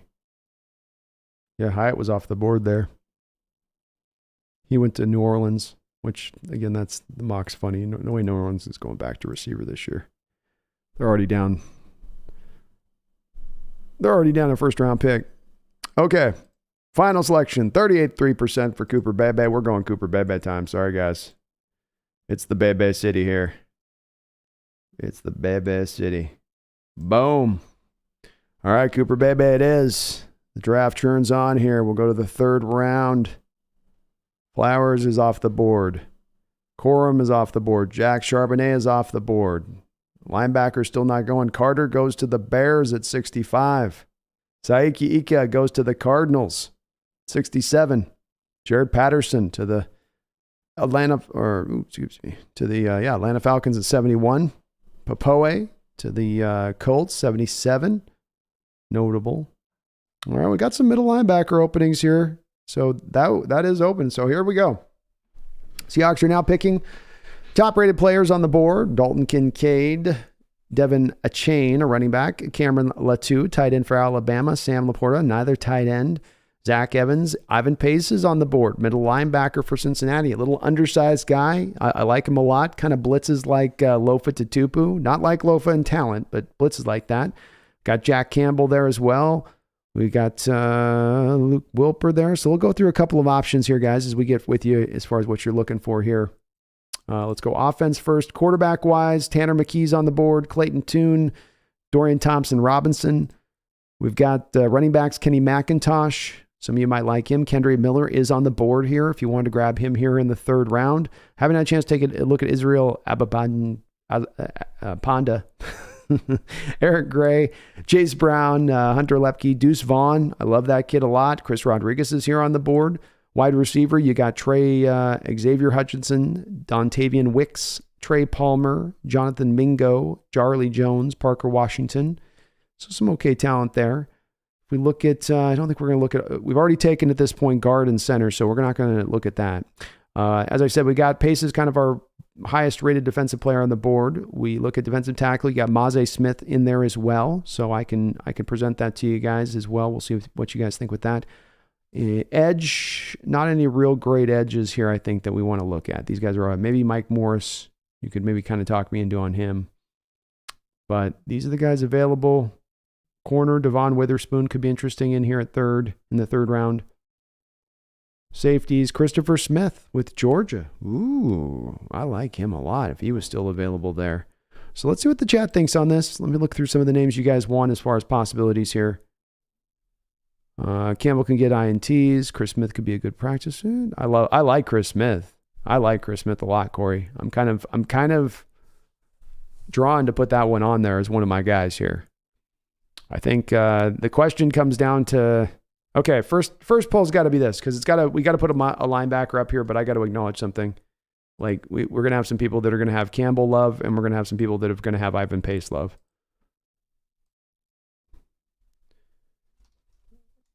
So we'll do it like this. Ivan Pace or Jack Campbell.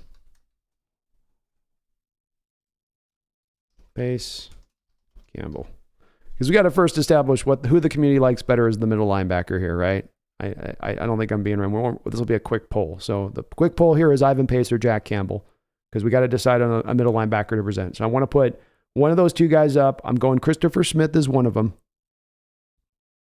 Christopher Smith can play all. The thing about Christopher Smith, for all the reasons I don't like JL Skinner necessarily, and that he's really just a strong safety and that's all he is for the very same reasons that I actually do like Christopher Smith, in that he is a guy that can do a couple things with that. You know what I mean? So that's the one I want to go with, because I think that's a real possibility there with that. I can do a Maze Smith. We could do the edge, like any number of these guys on the edge. Again, I don't like these guys very much, but maybe one of you guys might like them more. So we got a lot of Pace love. And the poll's up for Pace and Campbell at this point. Pace is tiny.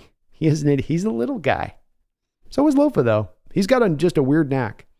Tyreek Stevenson. Remind me of what positions does Tyreek play? Let me see.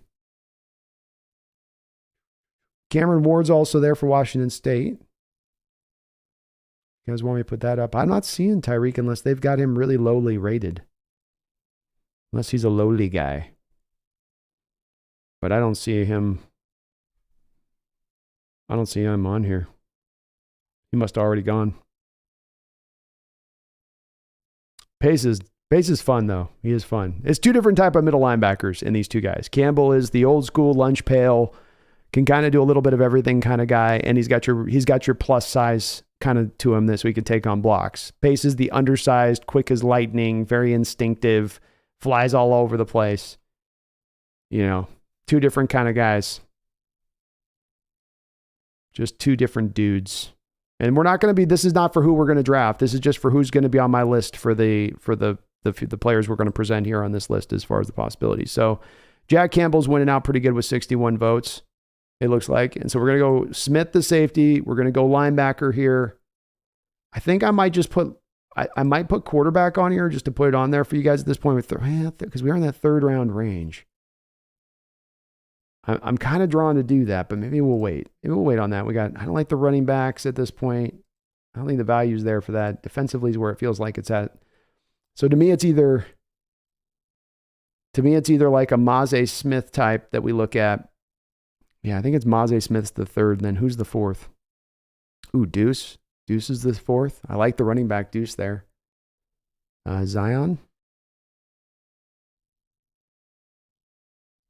I don't think yeah, Zion's on there. The edge from Washington's still on there. I could put him in there too. Deuce, Smith, Campbell. Okay. I like Deuce. Deuce is a possibility there. Pace is your modern linebacker. Campbell's your classic Jordan Brooks. You want running back Izzy is the play. Smith's going to be included, Greg. That'll be on my next one. Yeah, he's one of the ones in there. Rodriguez, man, you guys got a lot of suggestions on that one. Rodriguez, love. Ooh. Okay. Well, let's see on this one. Okay, we got one. This is an important pick because this is really where our last value pick is. That's why this one's important. Okay, Campbell wins out.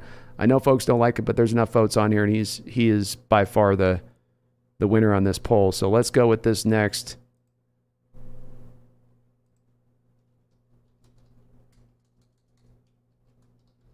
We got Kendry, Miller, Deuce on. I'm going to go with the running back option, but I want to give you guys a couple options here. Hold on.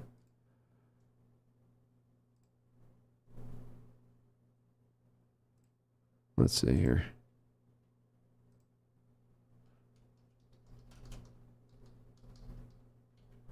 Kind of feel like it's...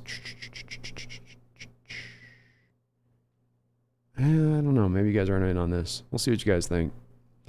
I'm thinking, I just want to get a running back option. We got the two options already with the... I'm just not sold as much on the edge right now with what I'm seeing. Let me see what the chat thinks. We don't need another running back. So we've got so far, we've got... Good question. Hold on.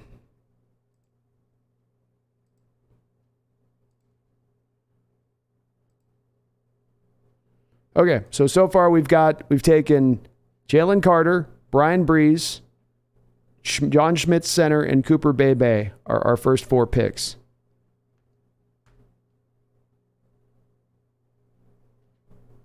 Rob Terrell says no on the Campbell.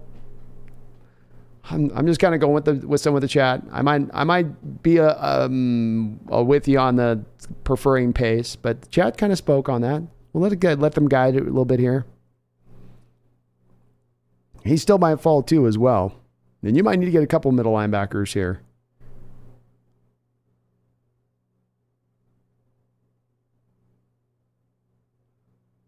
All right, let me see here. Ooh, Kenny McIntosh getting the love here. Okay. He was impressive in that bowl game, wasn't he? And he's going to go out and run probably a sub 4.4. Terrell Rodriguez is the thumper. Brian Myers, Pitt, running back, better option in the poll. Israel Abandada. Okay. I'll take out the lowest one and bring him in then. So it looks like oh, it's all close here. Rodriguez is kind of the lowest guy in the poll, so let's add that guy in. Let's see if that changes things here. Well, yeah, it's not going to let me edit. I know. It's like, so you guys got to understand. Like, I understand that there's going to be options I'm going to miss out of this that people want, and I'm getting like 50 options thrown at me, so I got to kind of parse this live on the fly. And this won't make everyone happy with me having the picks. I'll try to find a way to run a poll in the future where when we come to these picks, I can present 15 running backs, and so that every person can have the vote for the particular one that they kind of like on that one. But I just wanted to kind of get to ones what I think are going to be the most popular in the chat that they're going to kind of want to vote on here with it, you know. Gorilla Pimp. Yeah, we are just making up. This is what you do with these kind of things, man, is you just have fun with it. Kendrick Miller's not winning. Kenny Miller's at 21%. So we'll drive this down. So we got Dufon on there. I got it. Okay, so we'll do this. This will be the way to do it. We got all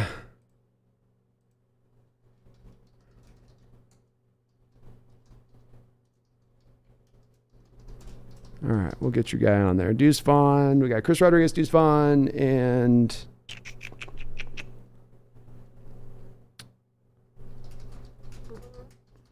okay, so we'll get your Israel guy on there. Make sure we get every guy represented. My goodness. Remember too, guys, we don't have to take it super seriously on this. Like, we got to get every option on there. We're just kind of getting a general look at the, players we can get that are available here. You know what I mean? It's kind of like it's one of those general ones. Oh, it's my pleasure, Ryan. I know, it's all good. I can just tell some people are frustrated because I'm not getting their option in there. And so I'm going to try. All right, so we got a new poll. We got I moved Kendry Miller off. I've got essentially, let's go with the value guy that's here on this board, which would be, I think, from what I'm seeing in the chat, Israel Abandada. So we've got him up on the board. Kenny McIntosh is in here as well, who won the last one on between those running backs. Whoever wins this one, I'm just to put him on the poll. So it's going to be Campbell, whoever the running back is that wins from this poll. We're going to go with Smith. And then we've got one more fourth one to decide upon. And again, this is a pick that's important because we're going to end up in the fourth round when we next play. So we've got to make sure we're picking right.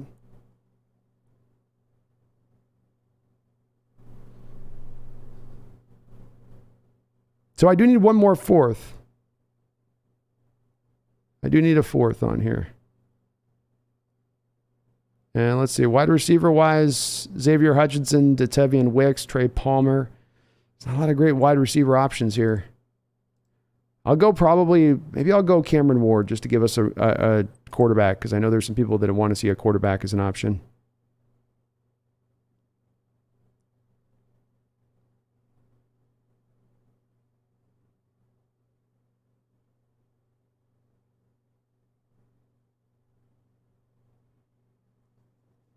Tommy and I got whiskey. I'm always happy. I like Rodriguez. I love Rodriguez. I kind of like a lot of these running backs I like this year. I'd still take Chris Smith over anyone. It's fair enough. All right, let's see where we're at on the running backs. Last 10 seconds here. Okay, McIntosh has got it one. Okay, so final poll on this pick. Promise you on that. Let's go with come on. End poll. Okay, next poll up. This is for the pick itself. Who's the pick?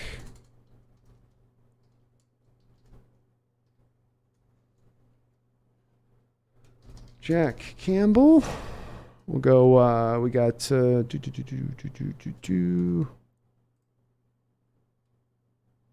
head spinning on this one a little bit. Okay. Then we got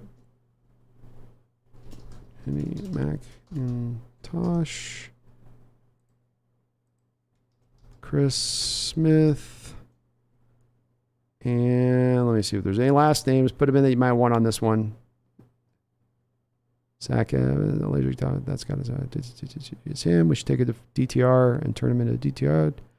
Chris Smith seems to be the best fit. Okay, so we'll go with. I'll just put. Let's see where people are at with this. I know it's not the option being presented, but let's just put it up there because I know folks are. So there we go. This will be for the pick itself. So we're gonna go Jack Campbell, Kenny McIntosh, Chris Smith, or Cameron Ward with this Seahawks selection in the last of the third round. And again, the Seahawks, we selected with our first pick, Jalen Carter, Brian Brees with the next pick. We did trade out of the first round to get a future first and a future third here. And then we got Cooper Bebe, and we took John Smits. So we've gone center, guard, essentially defensive end, and then in the 3-4 defense at least.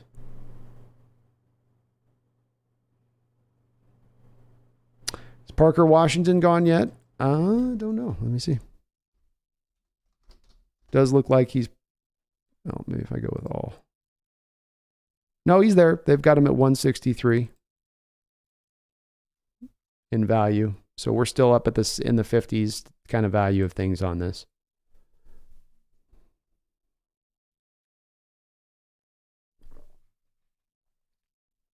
Yeah, we definitely need a running back at some point in this draft. I think Rodriguez will be able to get later, so that's why I'm kind of okay if we pass here, because you can come back and get him, I think, later on. There's still a lot of guys up ahead of him. McIntosh makes sense because he's a little bit more into that modernized running back of what you look for, where those guys can truly kind of do it all a little bit.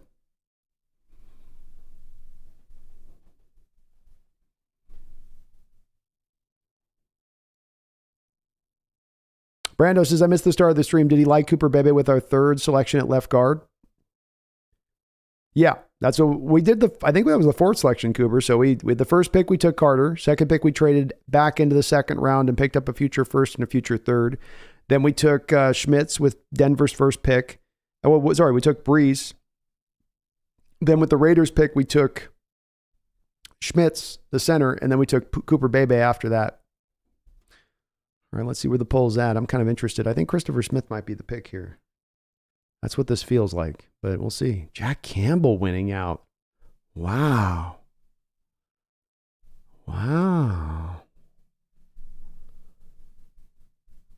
King Bomber, I love Chris Smith. He's my favorite. He might be my favorite safety in the draft. It's either him or Brian Branch. And I know Branch does a lot of slot stuff, so he's kind of a sub-safety type, but I like both of those two guys first and foremost.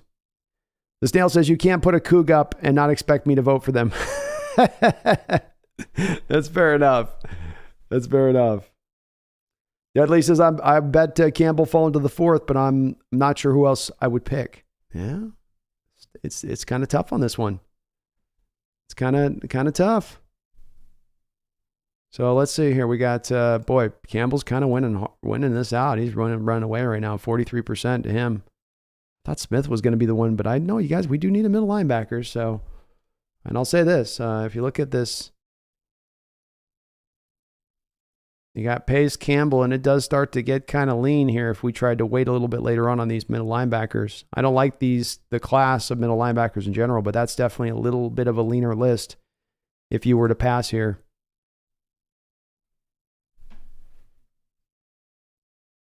Eric, I wouldn't mind trading the third overall pick at all, man, if the Bears take Carter. In fact, I'd like to trade back kind of first and foremost, no matter what, a little bit first, if that's a possibility.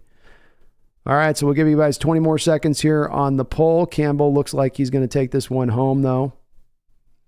Smith with a strong 28%, but it is what it is. Campbell's gotten through on this, and I can understand the need standpoint. Greg says, I hate democracy for real. Well, I'll go through and maybe I'll do the next one as just me running the draft, and we'll see which one we like better on that. We'll take both. We got the chat running one, and I'll run one on the next one. Though I think I'm gonna be trading back, so we'll have it run that way. Okay. Jack is the man. Jack is the man. Jack is the man. Jack is the man. Okay. Campbell's it. Boom. Pace goes right after him to the Jaguars instantaneous. Chris Smith is still on the board. Blew 2 off. Stromberg. Smith goes to the San Francisco 49ers. Ouch. Ouch. Maze Smith is now off the board. And I'm not going to maybe run a poll on these like 4th, 5th round ones. I'm just going to see what people say on this as far as who to get. So I don't want to belay this too long here. Cameron Ward goes.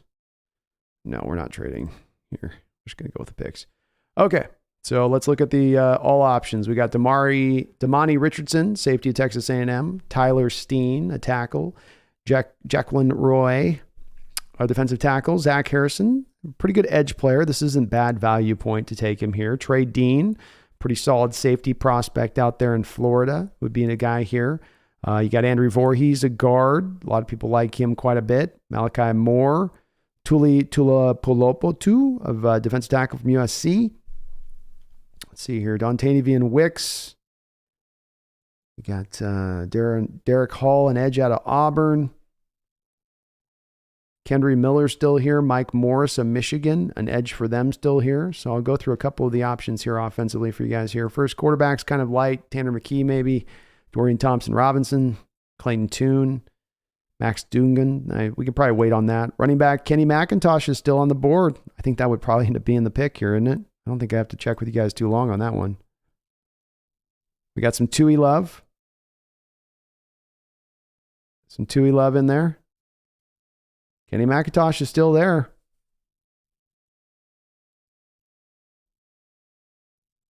Still there. Defense, you got Roy, Tooley, Kendry Coburn, big defensive tackle down there if you want to go and cement down the defensive line. We already tacked linebacker. I don't think we're looking at that. I like Mike Morris a lot. That would be really good value to pull him in it here, I think. He's going to test really good. Latu, edge out of UCLA. Another guy down there that's kind of interesting. I saw some votes for Tui, though. For Tuli. That's what I'm seeing here early on a little bit. And yeah, offensively, running back wise, you got a couple guys. Kenny McIntosh, Kendry Miller, Deuce Vaughn in here.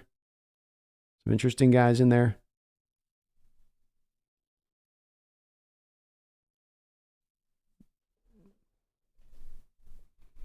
Thanks, David. We're just having kind of a light mock here. I'm kind of checking with the chat and seeing where they're at on it. We're just kind of doing the best player. Got some Miller, McIntosh love. McIntosh versus Tui is kind of where we're at with this, I think.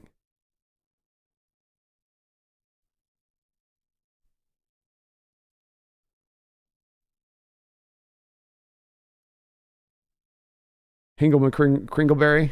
That's right there. I think it's McIntosh. I'm seeing enough McIntosh here. Let's go Mac. This gets us a running back.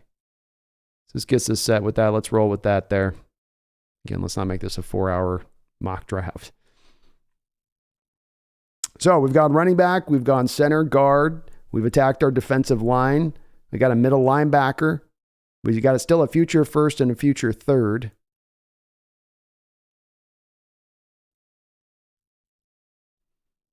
A lot of good names going off the board here now. All right, so we are into the 5th round. Seahawks have 2 5th-round picks close together here. We look at the value on the board. Derek Hall, edge. Jaron Hall, a quarterback. Eric Gray, another running back here. We already took running back, so we probably feel pretty good about that. Trey Palmer, wide receiver. This is where we get in the list that I haven't looked at as many of these names, so I'm going to lean back on you guys with this at this spot, where we'll just kind of pick through, and whatever I'm seeing is basically a name, because I don't think as much of this matters. Let's look at offense. Wide receiver, we haven't addressed yet. You've got Ronnie Bell, Zachary Franklin, Jadon Hazelwood, Jaden Reed, Jalen Cooper, Andre Izavozolvas. I can't say his name. They say it super smooth on the broadcast with him, but I can't say that name. Out of Princeton player out there. all interesting guys in that respective things. So we got nothing there with linebacker. Edge, Brock Martin. That's a football name, isn't it? Not a lot of guys edge-wise here. Tooley's off the board. So it's gotten pretty thin through that. All right, let me see what the chat says. We're going to just pick somebody up here real quick. I don't see Mingo on there. He would have been up there. We got Tanner McKee. Oh, yeah, well, let's see. We got quarterbacks. We got Spencer Rattler, Malik Cunningham, Max Dugans on the board. But it does look like Tanner McKee's gone. Snail says Hall. Kari Brooks. Saying like a different answer. Hall kid looks talented, but I think we're set with Eason. It's not the Miles Murphy that you're thinking of, Joe Biden's Make-A-Wish. It's a different one. It's a different one. And I might just make the call on this one. I'm not seeing a lot of great answers. Oh, Jonathan Mingo. Yeah, he is there. So we got Jonathan Mingo out of Ole Miss. What about that, guys? Go wide receiver. Hall's just a body. Will Rogers is there. Why not? Wide receiver sounds good. Yeah, let's go wide receiver. Let's go. We're deep in the draft at this point. It don't matter. Let's just roll through these. It's really at the top of the draft where you're making your hay here. All right, we'll go with, I'm just going to select here, guys, because, again, I don't want to belay this a little bit. Tanner McKee, let's get our quarterback. It's like Jared Goff. You're getting him in the 5th round. Doesn't preclude you from coming back. Got to come out of this draft with a quarterback probably somewhere. 6th and 7th, we'll plow through this here part. Thank you for helping out with this, guys. I wanted to kind of do this here with you a little bit. Megan, with a $5 donation. Thank you, Megan. Says, B, we'll send you my A+ draft to see what you think. Sounds good. Please do. I'd love to see what you guys got on your draft. Julius Brents, Kansas State going later. Yeah, his tape is not great. Okay, we got Jackson Kirkland, a UW guy here. I know we already took center and guard. But he's played a little bit of a couple positions. We got Keandre Coburn is probably the one name that stands out here. We could go back to defensive tackle here if you wanted. Look at kicker. Okay, kicker right now, you got Ruggles. We could take Ruggles here too. Let's act like we haven't signed Jason Myers. We got some Rodriguez love still out there. So Chris Rodriguez with Kentucky is out there as well. We'll do the last poll on this one because there's a couple names on here that are interesting.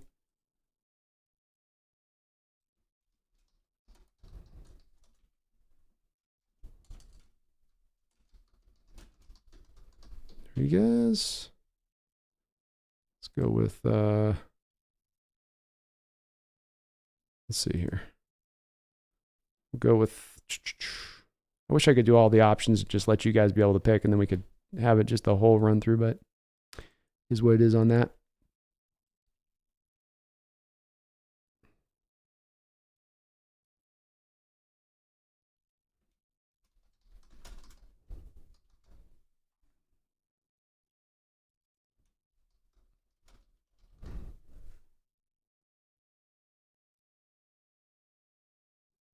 Yeah, I don't like the edges. No. No. Let's see safety. All right, I got defensive tackle on there. Met on Hall, kicker. Comingo, Carl Brooks. Let's go with last option as, let's do Brenton Cox just for the hell of it. Doesn't matter.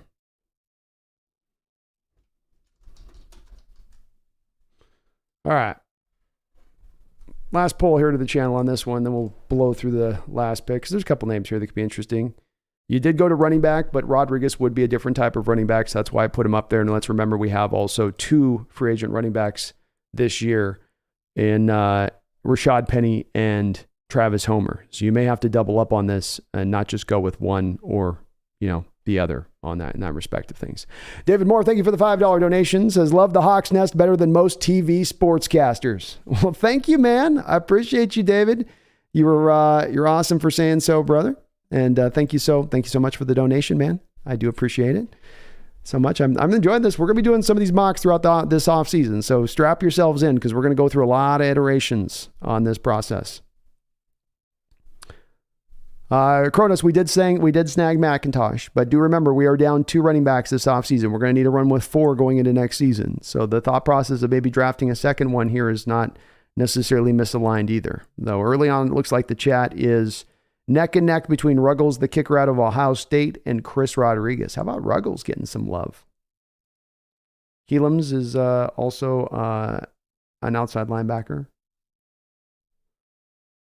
We did snag McIntosh. So we've taken, up until this point, we took Jalen Carter, Brian Breeze, Jonathan Smits, Minnesota center, Cooper Bebe. We came back and then took Jack Campbell, and then we took McIntosh. Those are our picks so far.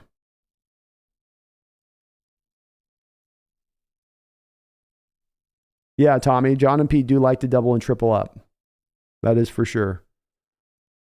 All right. So we've got Ruggles is the kicker, is winning out over Rodriguez, it looks like here. So we're going to go with Ruggles. Good enough for me. We get one of the better kickers maybe in the draft here. Let's go. And I know who I'll go with if we've got somebody slide, and we'll come back to running back maybe here in the 7th, if there's some value there.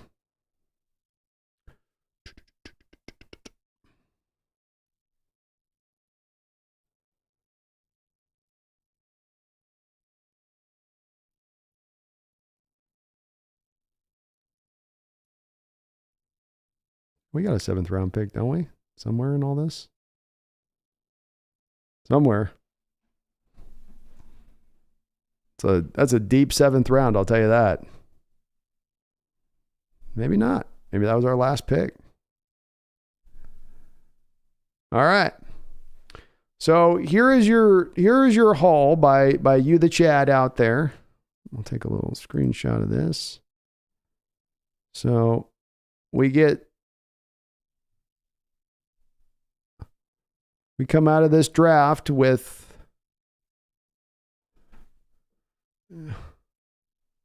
all right. We come out of this draft with Jalen Carter, Brian Brees. We got our inside of our defensive line taken care of. We really attacked the trenches in this draft. John Schmitz, Cooper Bebe. So we got that in lined up. You've set the stage to me to get one of the better offensive lines in the league going forward. You've helped to re-inject in a big way your defensive line. Jack Campbell, a little bit later in the draft, he seems like whether he's going to be a star, I don't think he's a star potential player, but a guy with maybe a little bit of a higher floor who can at least get the job done for you out there. Kenny McIntosh, a do-it-all modernized type of running back, the ideal of what you would love to be able to have in your system, and that he can do receiver stuff, he can do running back stuff, really good back all the way around in that respective things. And then back of the draft, Jonathan Mingo, wide receiver, just useful guy. I've watched a little bit of his tape. He's pretty fun. Tanner McKee, a Stanford quarterback, kind of looks a little bit like Jared Goff as he throws. And then you came out of this with Noah Ruggles, one of maybe the better kickers in this draft. So did Andre Izasilvos get picked? I'm not sure. It doesn't, I can see the full results, I guess. I would say probably. There's a lot of 7th round picks there at the end. So no, looks like he went undrafted. Looks like he went undrafted to me. Izasilvos. We don't have a 7th. I forgot about that. We do have, don't we? We do have 10 picks. Ruggles a terrible pick even for the sixth round. That's fair enough. Like I said, I'm kind of still early in this process, Huey, where I haven't gotten into full players in this draft on it. But I wanted just kind of run one through with you guys. See where we kind of were at. I think the fun part about this is you come out with all those players. You come out with that Jalen Carter, Brian Brees, Schmitz, Cooper Bebe, Jack Campbell, McIntosh. At the very least, all of those guys are very, very helpful players for you moving into next year. / you've got star potential in guys like Carter or maybe even Brees. But then let's also remember, we did the trade where we moved out of the 1st round. So we picked up the future Oakland Raiders 1st and their 3rd round pick next year on top of this draft. And that goes in tandem with this. So you come out of it with talent, and you continue to still project forward that draft capital from Denver. The gift is essentially that keeps on giving. Greg Kempe, 6'2", 200 pounds, and runs a 4.3. How did he not get picked? In Izasilvos? With the Salvos, he's a good player, but this is where it comes down to also being beyond just a guy running 4.3 and being 6 foot tall. You know, I mean, he's not the most natural route runner. He's going up against a level of competition out there in the Ivy League that's not the strongest. And, you know, I mean, you take a guy like Christian Watson, for instance, another small school guy last year that was really highly drafted. And Watson showed you a little bit more in the realm to me of the route running, of his catching, of the body control. You know, he's kind of a body catcher, is a Sovos. And so he's got some size and the speed with it, but you know, he's kind of stiff as an athlete, you know.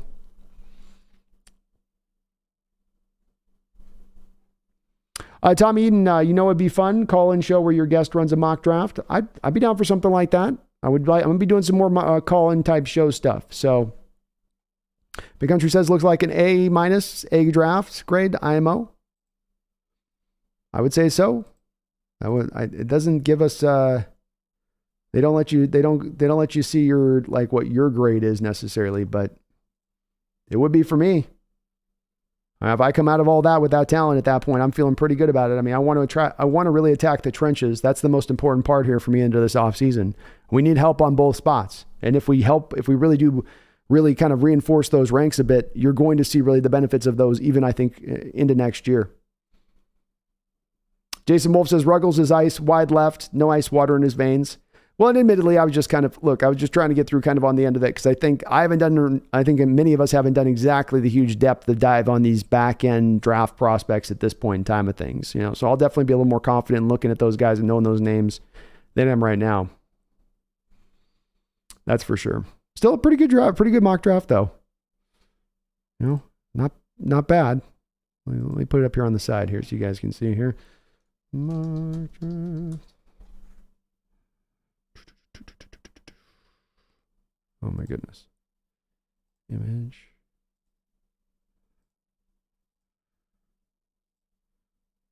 So.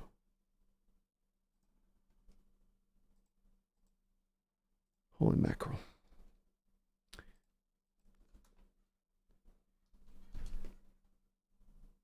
There we go. So there we go. Nice little mock there for you guys on the side there. I think you guys did pretty good though. I mean, I know for some people are squawking about the Campbell pick, and I would have gone Chris Smith myself. The chat overruled me on this one, but if I'm running the draft, I certainly in those moments I'm going to take Christopher Smith over Jack Campbell at that point where I'm into that third round range to be able to pick up Chris Smith. I've got almost a sub first round grade on Chris Smith. I think he goes at the very high point of the second round, and he might slide to me into the top of the first. Herbicide says I wouldn't draft Schmitz that high. That's fair enough. I do like the thought of coming out of this draft with the best center in this draft, but I can get and understand why there might be more of a value of another player in another place. I think the problem I would have with maybe dropping back and taking a center later on is I don't know if you're going to find the one that hits with an athletic profile like Schmitz does, and it's kind of a necessity to this offensive system to a degree. Yui says, wasn't Huskies offensive tackle Kirkland available in the 6th round? He was. Cold Young says Breeze does have a huge potential to be a Bosa type player. I think he could be pretty good. If he can tap into what he was the previous year before he had kind of the I think it was like a stomach thing or something pop up. Eric Rasheed Rice would be my wide receiver. I will take a look at him, man. Let me add him to my list. Rasheed Rice. I got him. So I'll take a look. I haven't had a chance on some of these. Random McDaniel with a $5 donation says, hey bro, just jumping on 7th round mock. Give me a rundown on the Hawks picks and how the top 10 shook out. So we had, and I think that their mock simulator, to be honest on this, Randall,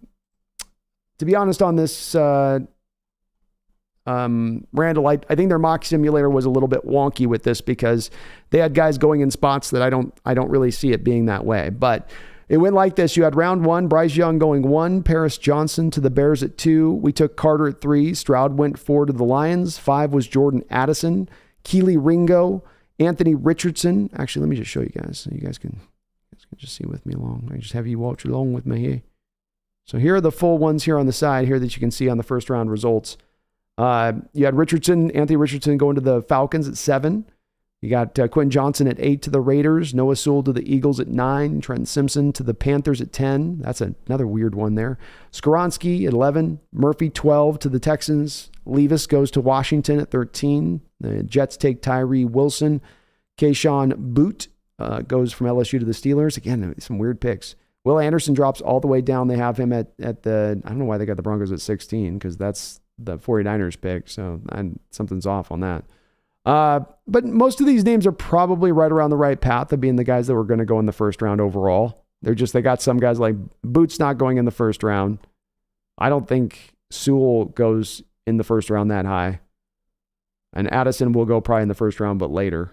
Johnson probably a little bit later. So it was a little bit off, Randall, on the on really like where those guys are going to truly go when it's all said and done. But we took some polls, Randall, and we kind of came out with this on the side as far as how we sort of factored it all out. I'll run one of these mocks as well, just if I would run it pure on my end with no polls and how I would go with it.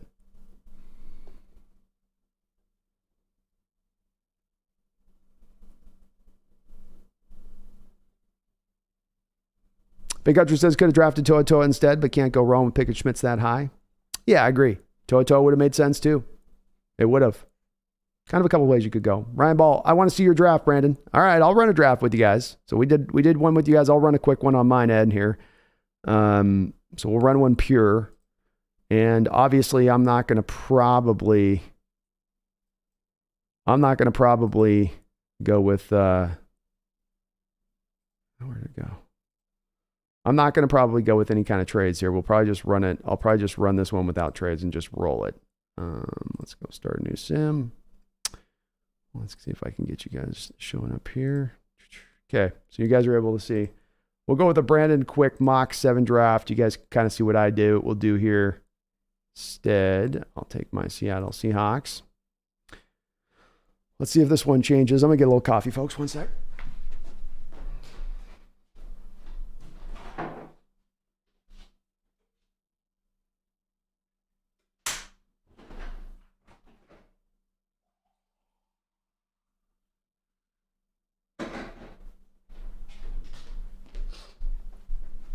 Okay. First up, I'm getting an offer for 7. I'm rejecting these offers. I don't want your stinking offer.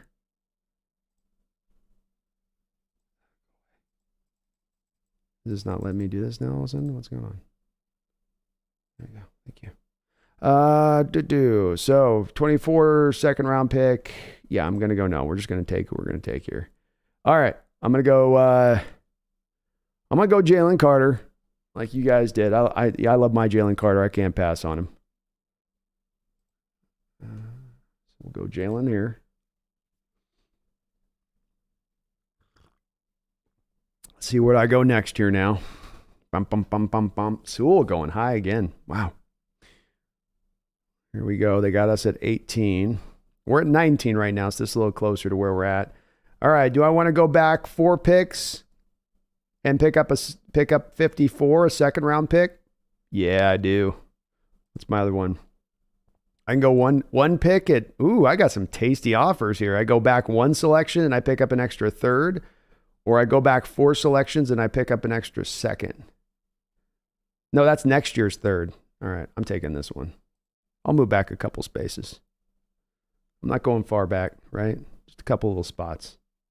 No, go away, New York. I already traded with you. Cleveland, that's kind of weak. Those are all weak. I don't want them.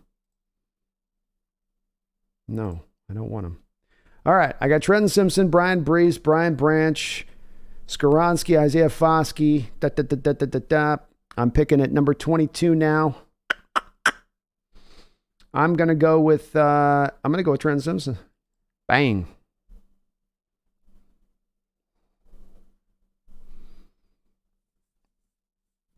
See what the chat's going to be flaming me on this one. I can already feel it. All right, 35. Do I want to go to 39 for pick 204? 204, we're getting in the reaches there, aren't we? Getting in the reaches now. All right, I got Jahmyr Gibbs, Osiris Torrance, Hendon Hooker, Jared Verse, Darnell Washington, Henry To'oTo'o, Kalijah Cansey, Nolan Smith is on the board here. Got a lot of good players here now. This is going to be a tough pick for me. I had it easy there before. I don't got it so easy here now, do I? I don't quite have it so simple. Boy, Jared Verse coming off the edge at that spot in the second round. That's hard to tear. That's hard to take that one down. It's hard to turn down Jared Verse there off the edge. Oh boy. I think I'm going to go Verse. I got Schmitz there as well, but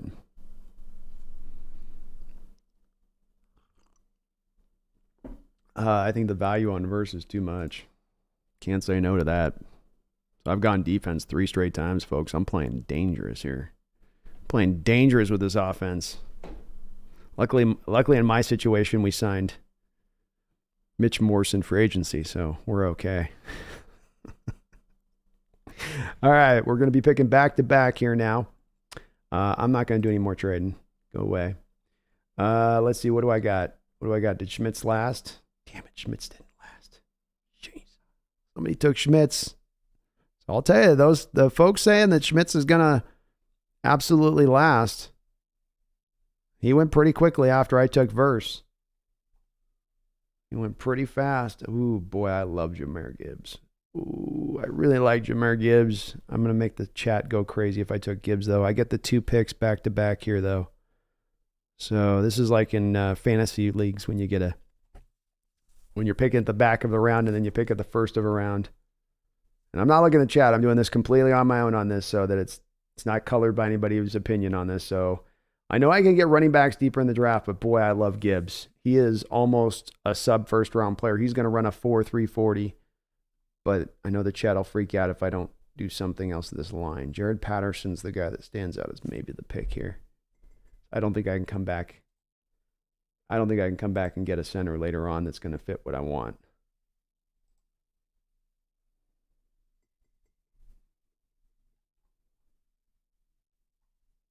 I'm not a fan of that. Boy, I really do like Jahmyr Gibbs here. That's a tough one. Jalen Hyatt's here too if I want to go receiver, but we need to get back to the offensive line, man. Jared Patterson, he can play some guard, he can play some center.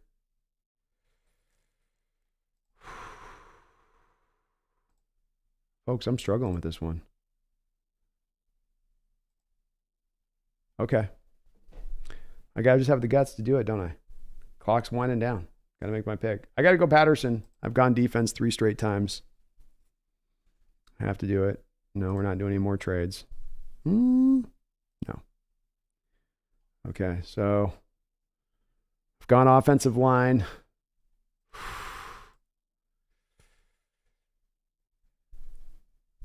Okay. I'm torn on this one now. Super torn. Gibbs is still there, but he's going to be gone by the next pick. But I get other running backs later, right? Charbonnet will be later. I've got my middle linebacker taken. I got some edge rush taken. I got my guard taken care of. I could come back to offense here. Got to say, I also like the thought of... Boy, Gibbs is good. You guys don't know how good... I've been watching Gibbs' tape. He's so good. But I feel so guilty for taking a running back when I got Walker this early. So we can't do that, right? Can't do it. Okay. Let's look at what we got defensive tackle-wise here. Maze Smith's on the board.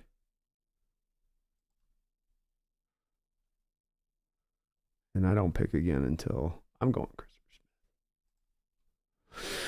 Flame away. Flame away. I'm taking him in the second.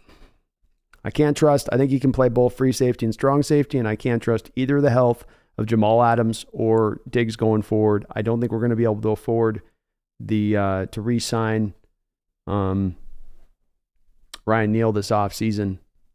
And I really love this kid. He's one of my favorite players in the draft. Just too hard for me to turn him down. I know safety's not the proper value, but I've already addressed some of the must-haves in this draft at that point. feel like I got a little more freedom there to kind of pick what I want, pick my pleasure. Jahmyr Gibbs in the 3rd round.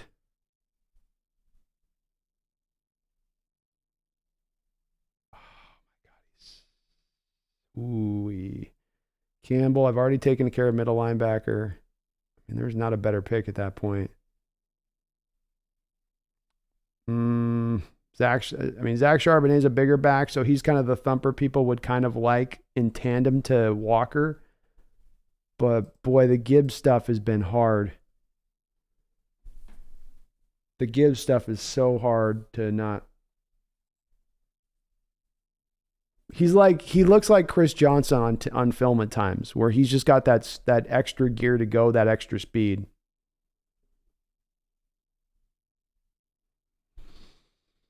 I gotta go Gibbs. Sorry, guys. It's my draft. I get to do it how I want. All right. So we've got a couple offensive guys here now set a little bit. Took good care of the line. Got our backup running back taken care of here as we slide on into the 4th round.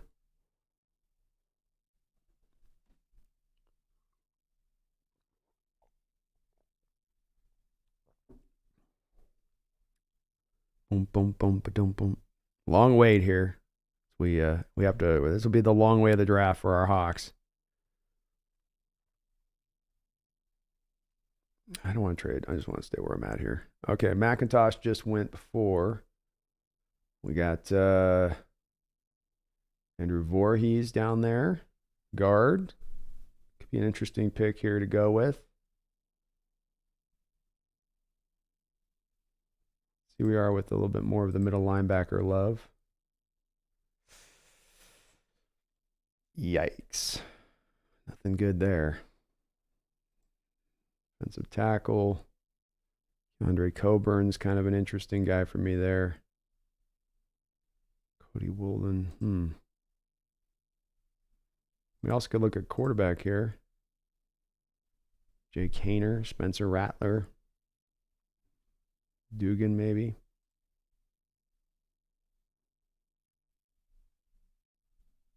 This is again where we're into a spot where I don't know as many of these guys, so it's like harder to pick up on who's the one to go with.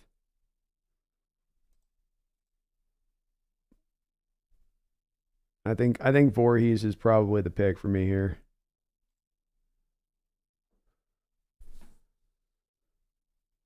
So, yeah, we'll go with Voorhees. We need a guard. I got center early on. We'll go back for guard. I don't want to overthink this too much. Make you guys sit here and have to watch me turn over things for an hour and a half in silence. How about this one? Maybe this guy. And if Tooley's there, I might go Tooley if he lasts. Damn it. He didn't last. Should have probably gone Tooley before there. That's probably the better pick. Kicking myself on that one. Okay, so we've got our Tipman, KJ, Henry. Again, I'm not going to get too caught up on these. 5th round, Jonathan Mingo.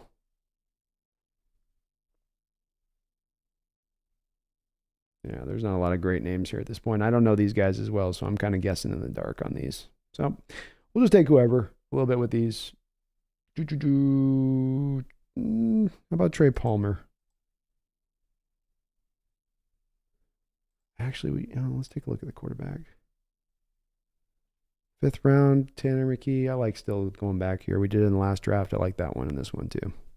I think they might like Tanner McKee. I think they might like it. No, I don't want to do your trade. Okay. Oh. So we got our quarterback there. Wide receiver. We got Jonathan Mingo, Enos Smith, Ronnie Bell, Rakeem Jarrett. Mingo's again the high guy on my list here, isn't he? And significantly so versus how they're rating the rest of the guys. Backer, Dayon Henley. I've heard he's pretty all right.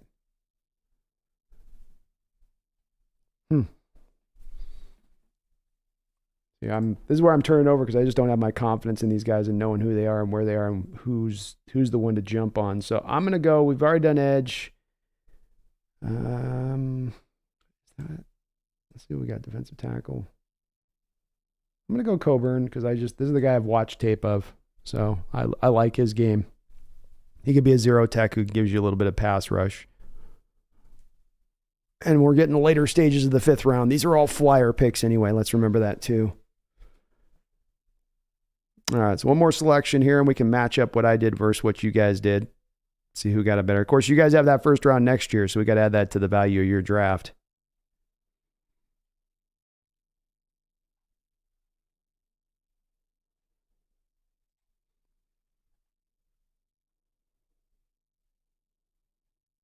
All right, and to finish it off, I'll go with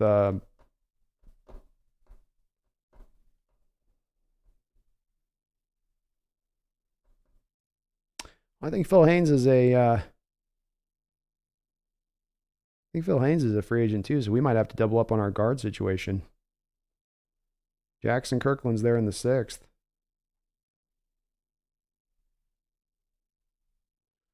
Or we could go Rashawn Johnson at Texas and get our running back situation all on point, which I would rather do. I'm going to go with that. Hate away, chat. Hate away. All right. We'll show you guys the results of this and we'll match it on up and see what we can do here with it. See how I did versus you guys now on this one. Bring that away. Bring my face back up here for you.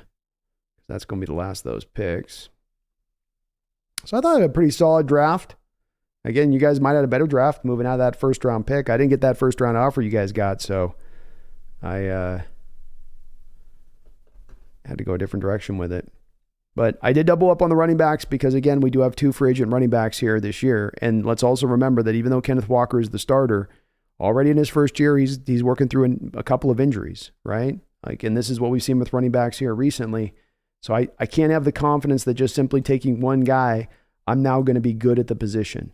And what I do like about coming back and taking Rashawn Johnson out of Texas later on is he's a little more of that hammer guy that some people are wanting as a counterbalance to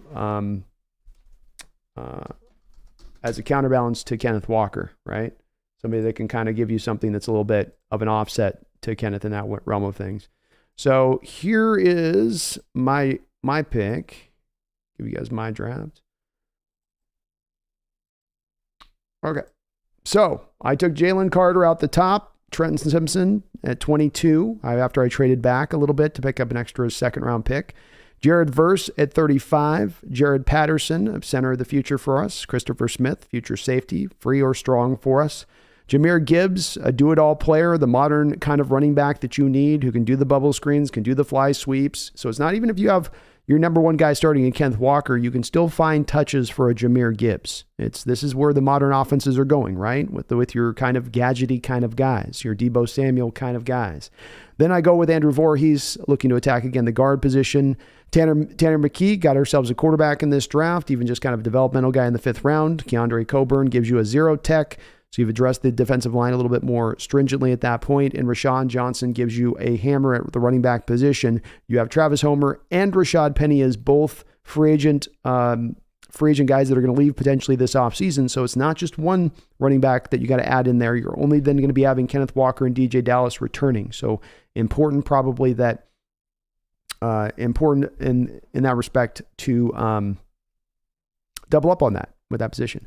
283128 with a $2 donation says you should try mock draft database.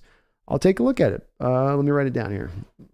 Mock draft database. I'll check it out. I'll play around with it. It's a little bit better, maybe a little better mock. This one wasn't too bad. This one worked good for our purposes. And we'll be doing a lot of these as we go forward on this. So strap in, folks, because this is just the beginning of this is mock draft 1.0. We're going to end up at probably like 31.2 when it's all said and done. Randall with a $5 donation. Thank you, Randall. Says, I think taking a scented mid-late first round one, usually a good value. A center, sorry. I think that taking a center mid-late first round, usually a good value. The hit rate on a top center is by far higher than that of other positions. I agree. That's why if they took Schmitz, I think it's right to say, well, that's too high for Schmitz.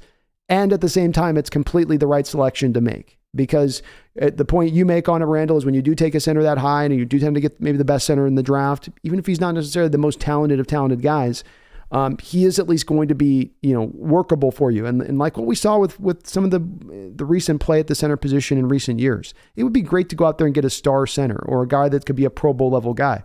But the position's been in such a disarray position point that just getting a guy that can get you to league average would take this offensive line so much further ahead than where it's been as of recent. And when you look at Phil Haynes this past week with his 11 pass blocking grade, and that's supposed to be the strength of his game, 11 pass blocking grade. He's not a good run blocker at all, and then he can't even pass block. The position's down here, right? Kyle Fuller is taking it down here. The Joey Hunts of the world taking it down here. Even when Posick was in there, it wasn't all that great a play except for like a little small spot, just like it was with Britt when he was here. Just little moments of them being good, not what they are throughout the time period of them playing here.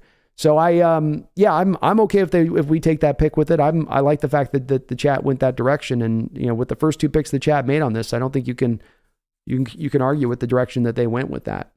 I like mine too. What I like about the chats over mine is that I might have gotten better players out of this draft, but they might end up with better players when you factor in that future first and future third. So might have gotten the better end of me on this one, Randall, with that. Barry Sotoro with a $10 donation. Thank you, Barry. Thank you, Randall, 283. Appreciate you guys for the donos. Says, did a mock last night, traded down with Detroit, 3 for 6 and 17. Took Carter at 6, then traded back up to 7 with 17, 18, and a future 4th, and drafted Will Anderson. Holy Lordy. What a mock that is, man. If we came out of this with both Carter and Anderson, I would be... I'd have a Joker smile on my face for probably the foreseeable future if we could somehow finagle that one, Barry, coming out with the 2 best defensive players in this draft and 2 of the better defensive players that have entered the draft in probably the last 3 or 4 years. That's a hell of a haul to pull back. But I like your creativity there, man. And it's possible. I think we are looking at where these early mocks are at, but there's going to be a lot of movement around in these mocks as we get into the offseason points, especially when they start doing the combine and the pro days, and certain teams fall in love with guys and start elevating guys. So it looks really free and clear right now that Carter and Anderson are going to go in the top 5, but things can slide. I think they eventually will both, but there's a chance other guys can jump up here. Other teams having needs like offensive line can end up pushing guys down just a little bit.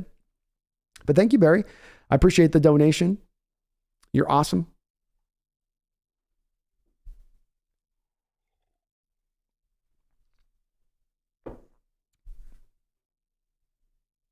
Megan, I don't think Kirkland's going to drop to the 6th round. No, I think some of this is they haven't updated their databases. A little bit of these rankings are still being driven by a little bit of, I think, the preseason view of them. When you look in both of the mocks that I ran, Noah Sewell going in the top 15 of the first round, that's not going to happen. Maybe he blows his testing numbers away just so much that he forces teams, because he's like, well, he ran a 4.45 and he's so big, we got it, but not what he shows on tape. And so, yeah, I don't think Jackson goes. He's got some position versatility as well. I don't think he's going to be highly taken, but probably more 4th, 5th round. Ryan Wilson, Gervon, Dexter, Voorhees, Torrance all could be available early 2nd. Yep. They all should be. I would say that they all should be. Ryan Bias says, how likely do you think your draft could happen, B? Verse lasting to 35 would be shocking to me, Ryan. I mean, that wasn't even a pick I really wanted to make, but when that kind of value was facing me at 35 with Verse, a guy that's probably looking at in some people's board as a sub 1st round guy, he's highly technical with his hands. He's got good athletic ability and an explosion off the line. I think he does end up going more into the 1st. So him being selected there, maybe not as much likely. I think Simpson could easily fall into 22. Patterson, yeah. My thing with Christopher Smith that I worry about is he's going to go test and he might run 4.45 and have an exceptional quickness, and then his game tape's going to back it up, and he might vault himself up into 1st round discussion at the safety position with how good a tape he's put out there. So the 2 guys I would say are the least likely, or maybe the Verse and the Christopher Smith pick. Those guys I think could end up going higher. I think Gibbs has a very good opportunity. You guys might be laughing at me on this, but Gibbs has a really, really big, in reading up on him and looking at some of what I'm hearing about him, he's got a very big opportunity of going maybe even into the top of the first round. Not top, but the back end of the first round. So us getting him at 84 there, probably not likely either. But aside from those 3 picks, the rest were all completely legit. Megan says that draft isn't bad and I wouldn't be upset with it. A solid 9 out of 10. Well, thanks, Megan. Appreciate that. You guys are being pretty kind to me on it. I appreciate that. And AI, yeah, running backs get beat up. I mean, you can't look at it like because we made this mistake recently. I think that we've had certain mistakes on this team that have been made, not us as fans, but the team itself, that in recent years that they've kind of ignored certain parts. I don't think that they did as much with the running back. They've tried to do more here, but it hasn't happened. But we got to acknowledge the running back room since Marshawn Lynch has left every single season is decimated. And not just simply you have an injury or two. It gets decimated to the point that you're constantly having to bring guys off the street. So we shouldn't really go light at that position, in my opinion. We should try to continue to stack quality depth, not just depth, but quality depth behind the starters like Kenneth Walker, because he's shown you this year, when you have an offensive line that's not necessarily blocking things up great and right, he's still finding holes at times. He's still getting free. He can be a difference maker in that position. A guy like Gibbs, for instance, can give you that as well in kind of different ways. His speed can overcome a lack of blocking at times just because he's so fast and getting to a spot. So I would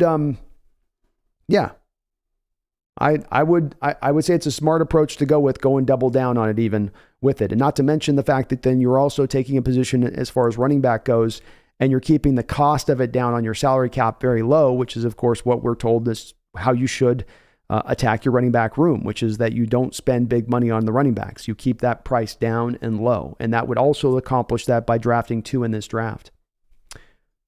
Greg says such a fire draft. Well, thanks, man. I appreciate it. King Bomber says, wow, I love that draft. Well, thank you. Carter, Simpson, Patterson, Voorhees. You come out there feeling pretty good. You do. Patterson's an impressive center.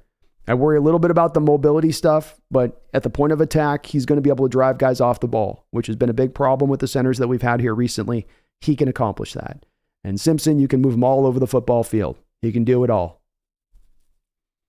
AI says, can it, so we can see it though, make yourself like a postage stamp below. Brendan does that. I gotta put that together, and I got a little late in the hour today to not do it right, but I will for the next one, AI, I promise. I'll put more of the postage stamp background thing on it. He's got a little bit of the green screen thing he's able to do with it. So my software doesn't quite do that unless I actually put the green screen up, but I have a green screen, so I can just put one up, but I'll do that on the next one. I promise.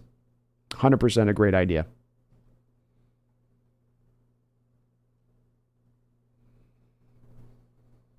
Ryan Wilson says, Carroll runs his backs into the ground. I'm good with taking more running backs. Yeah, he definitely does. Brian Meyer says, that looks much better than the last. Well, the chat had their feelings on it, King Bomber says, only thing I don't like about this draft is finding a spot for Jared Verse. You would have a little bit of a log jam. I think, King Bomber, you'd probably have to make an offsetting trade if you were to get a guy like Verse. So you're probably looking at moving one of Taylor or maybe Uchenna. I want Uchenna to remain, don't get me wrong, but maybe you're able to offload one of those guys to get capital. I've maintained, I feel like even though Taylor has kind of turned around a little bit here at this point, I know what he is kind of as a player. And if maybe you can look at a team and go, hey, how about this young guy who just, set a career high for sacks in the first 2 years that he's been out there, why don't you throw us a 3rd round pick for this guy and then go get a guy like Jared Verse instead of that and have that as the option in there? Because I do think you need to stack at least 3 deep of guys. I don't think just having 2 guys is enough. A lot like the running back room, our pass rush has been another thing that has shown you over the years. It needs more depth and more quality depth at that as well. But you're right. It would be one of those things you have to kind of find a place for him at that point. Herbicide, Verse can take Taylor's spot. Exactly. I would move Taylor on. Jason Wolf says Jared Verse would start, but why would we waste a 2nd round pick on Mafe? I think it's more what I view it for, Jason, is this is a little bit for me of an adjustment of looking at it from the lens of we're now adding an extra game in the NFL. It's a little bit less of having just 2 starters that are your guys rolling 70-75% of the snaps. To me now it's more of like, can I get a guy more into like 55-60% of the snaps and find a rotation and keep them fresh?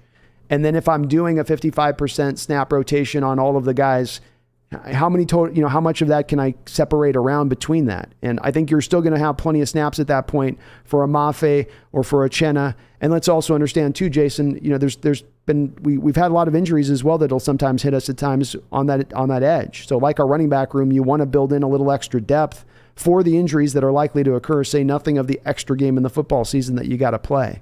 I don't think you can have too many pass rushers.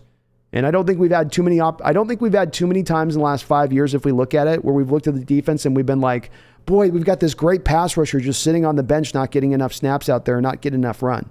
And maybe you could say that a little bit about Boye Mafe this year, maybe so, but it's not been a very common problem that we've really had to cross or address. And let's also remember with bringing in Verse this next year, Jason, you do have a Chenna on only one more year of his deal. Alton Robinson's soon going to be due to be a free agent here as well, one more year out from now, / you don't know what you have out of Alton Robinson. So while you would for a year maybe have a little bit of a logjam with the three of them there, you could then afford to let Uchenna walk in free agency, put Verse then as the starter, and you don't have to feel as bad about losing Uchenna at that point if it's got to go down that road. So it does give you then some versatility into the future. Yui says first draft also included LV. That's right. So let's remember with the first draft, like my draft's going to be a little bit better as far as the players selected. But with the first draft, we also got the future first round pick from the Raiders and a future third round pick from the Raiders. So there's a very good argument to be made that second draft is technically a better draft because of the fact that you were able to get that future draft capital from it rather than where I was with mine and just sort of selecting it. Right? And let me bring back up your guys' mock here too. So here's your guys' mock on the side versus mine. And so you got yours, but then you also have Denver's future first, and Denver's future third on top of that. Still not a bad draft by what we ran on the first one.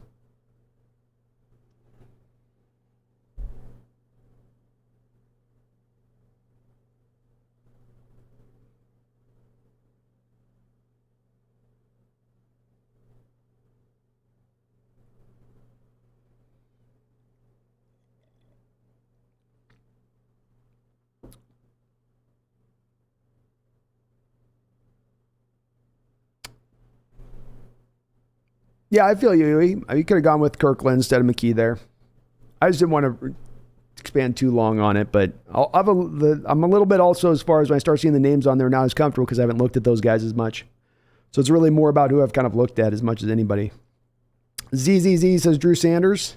We had a possibility of picking him on a couple of spots there. I'm still kind of waiting for somebody to tell me which is the game film I need to turn on for Drew Sanders to get sold on him, because I've watched like 3 of his games and I've yet to be blown out of the water by him or see why he should be picked anywhere inside the first 3 rounds, which is where he's being kind of projected. But I'll keep trying to watch his tape, but what I've tried to track down on him, I've not seen a lot with.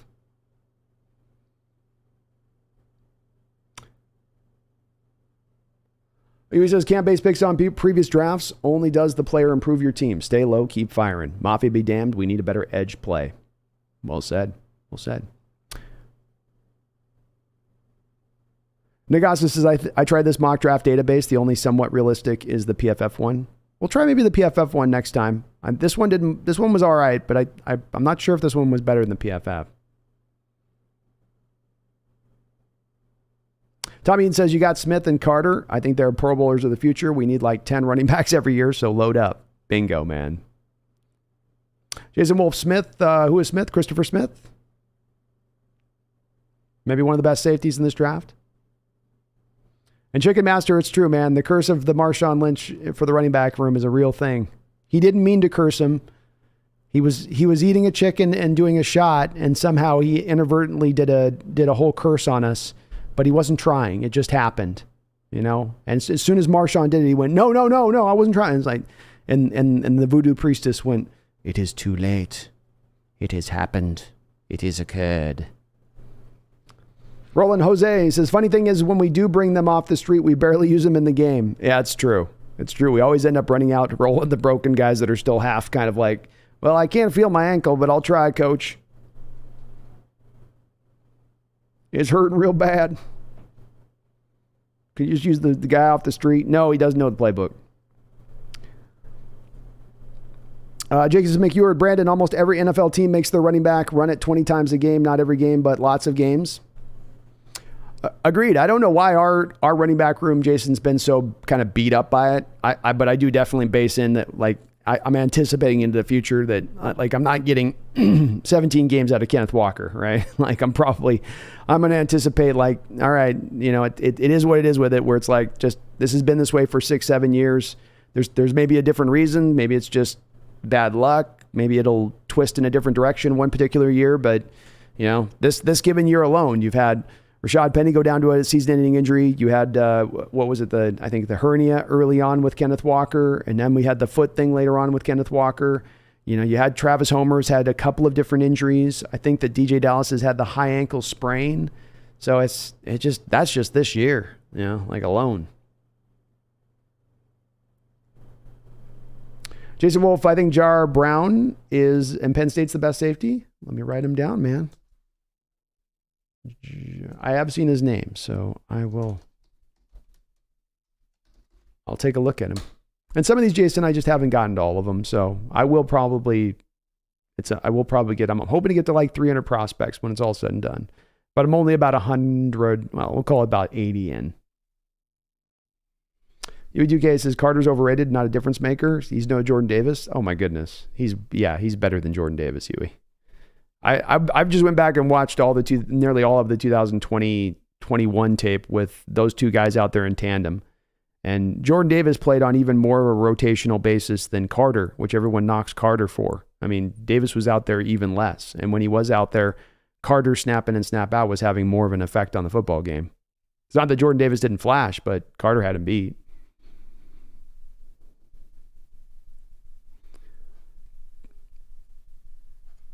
Mama, I could see Tariq heading out the door coming roster cuts next year if he doesn't pop on tape. I agree. He says we should take Stroud with the third pick. He's a difference maker. I like him, man. I was tempted there when I was selecting. I was definitely tempted.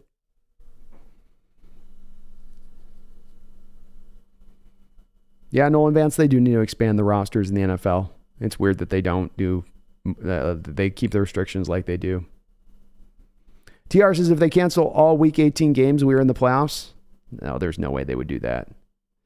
No way the NFL's turning down that money. No way.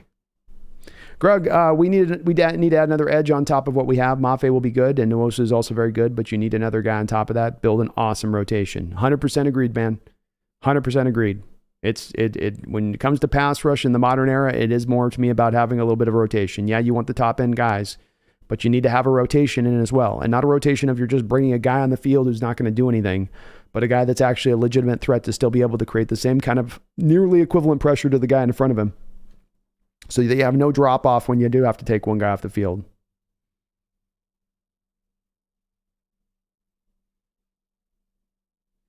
Jason Wolf says, Verse seems like a luxury pick when we have real needs with no one here like middle linebacker and interior O-line. We have no one there. It's a fair point, man. It's a fair point.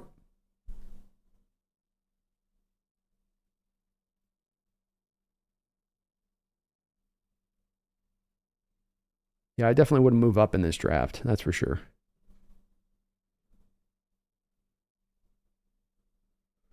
I think King Bomber, it's likely Indy does try to move up to number 2. And if not Indy, then Carolina, and if not Carolina, insert this team. And to me, if I'm the Bears, that's the move that seems to me to make the most sense there is you have so many needs on your team. You're not close. You have one of the worst rosters in the NFL. You're not one player away. You're not even a couple players away. So move back in the first round, pick up some extra first round picks, right? And find one of these teams that's going to fall in love with CJ Stroud and be willing to give you everything for him. All of the draft picks for CJ Stroud. I think that's a very likely situation to play out. Tom Eden says Drew Sanders' film is probably his high school film. I hear a lot of hype on him, and I want to like get on board with this guy and be like, yeah, I see it. I can see it. But I've turned on the film and and he just kind of runs around out there. And he's big. He moves pretty well, but doesn't do a whole lot.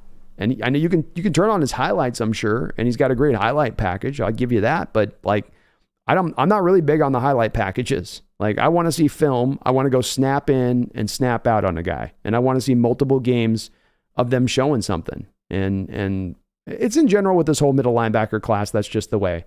Drew Robinson, Justin Flo, Noah Sewell, Jack Campbell, We can just go down the list. It's an uninspiring group of guys. It really is. Vaughn, I could see the Hawks get 2 defensive tackles early. They drafted 2 tackles early last year. We definitely need to beef up the front defense. Imagine Carter and Breeze. Vaughn, take a look at this, my man. This was the first mock draft that we ran at the start of this today. And to your point on that, look who we got right out the gate, Carter and Breeze. So, yeah, I think the chat is very much in agreement with you, Vaughn, that's definitely a very viable way that this could play out. Very, very, very, very viable that this could play out this way. Greg says, Mafe, Nwosu, Verse, and Taylor would be such an awesome rotation. It would. And why couldn't we occasionally run out those guys where we put one of them in defensive tackle? A little bit of the old school, cheetah NASCAR formation, right? Why not bring that out as well? Maybe find one of those guys, see if you can kick one of those guys inside. I bet Mafe could do some inside stuff. Run some stunts out of it. King Bomber says if Geno Smith isn't signed before the draft, we could have a talk about Stroud, but nobody needs to trade similar to last year's draft. King Boogeyman Nation, who should the Bears draft if they get number 1 pick?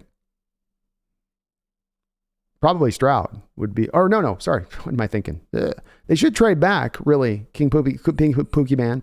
But if they're gonna stand pat, the value is probably Anderson for what they need, or Carter, or where they should go at that point. But really, trading back's the way to go.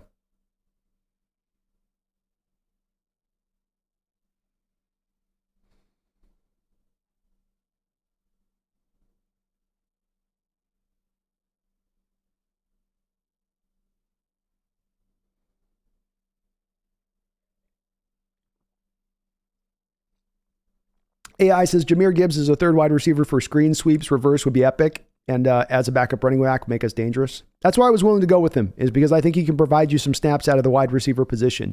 He runs routes like a wide receiver. It's very, very similar. His feel for how to get open, how to kind of get set down in the right spots. His just instant quickness and explosion. Gibbs gives you that real fast burst of 8 or 9 yards that you'd like ideally in a receiver. And it's the same thing that could help him if you wanted to have him operate out of the slot, especially with his hands. So you get a little bit of a 2-for-1 in Gibbs with that type of pick, in my opinion. But you're right. He would be awesome. I agree on sweeps, reverses. He'd be perfect. Jason Wolf says Brown of Penn State reminds me of Jamal Adams without the injury softness. Ooh, got me psyched, man. I can't wait to check him out. Can't wait to check him out.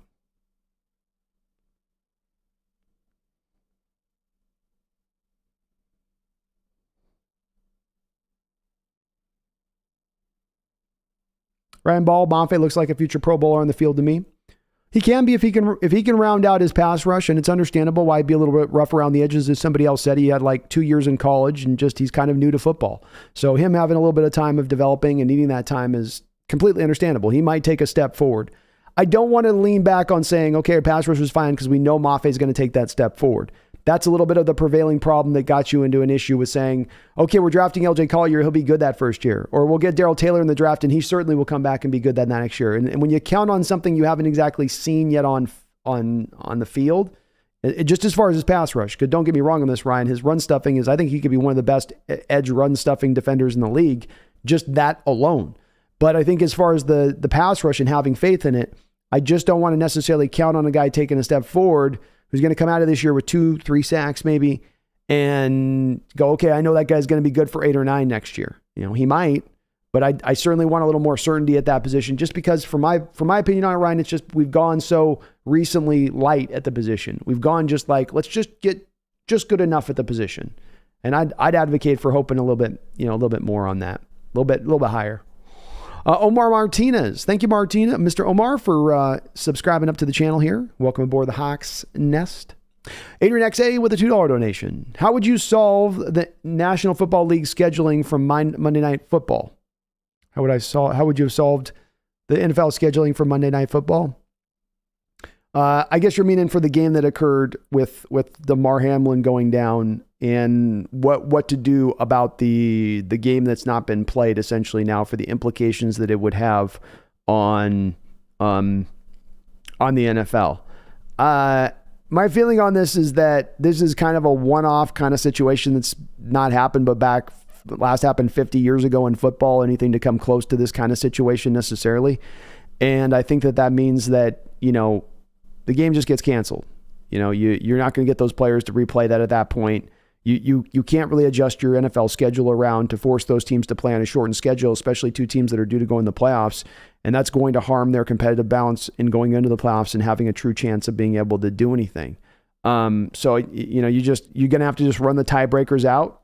You're already applying the tiebreakers all over the place as it is in this playoffs. What if it's one less game and it's a little bit of an advantage to given team A versus given team B? There's no solution there outside of you delaying the playoffs by a week just to simply play that one game or to continue that one game in order to do that. And I just don't think the NFL, with the way they got the Super Bowl schedule set up and all that stuff, can afford in any way to kind of delay that stuff. You've already got a lot of stuff in motion that you just can't suddenly stop or pause in order to play that final game. And there's no way you can do it on a short schedule. So I think they're doing it the right way for what they have to do. I think it's smart.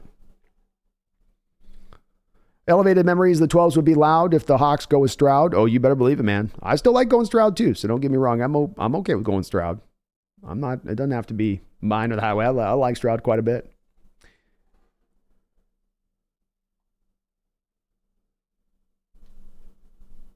Tom Eden says, is that a major league reference to Jabu? It is. It is most certainly. Just Robert says, true, PFF is more accurate. Tanner McKee doesn't fall that far. I think he will probably be taken at least in the 4th round minimum. Yui, quarterback is the most important position in the NFL. Seahawks most likely won't be picking it at 3 next year. So getting a franchise quarterback without a trading assets is something that we shouldn't pass up, or get Hooker in the 2nd. I'm with it, man.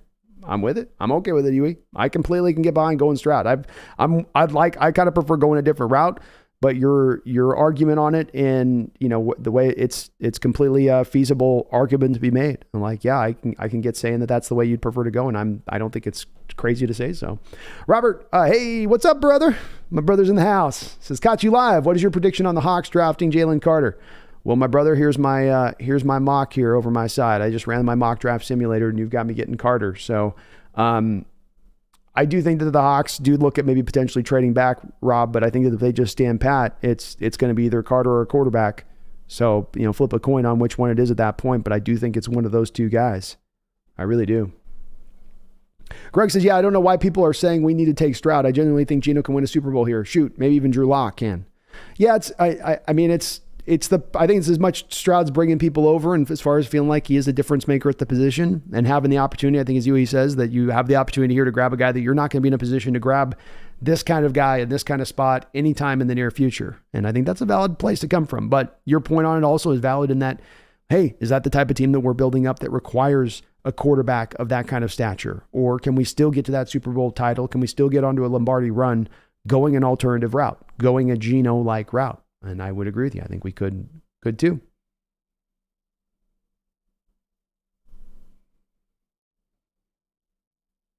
Krishna, oh, sorry.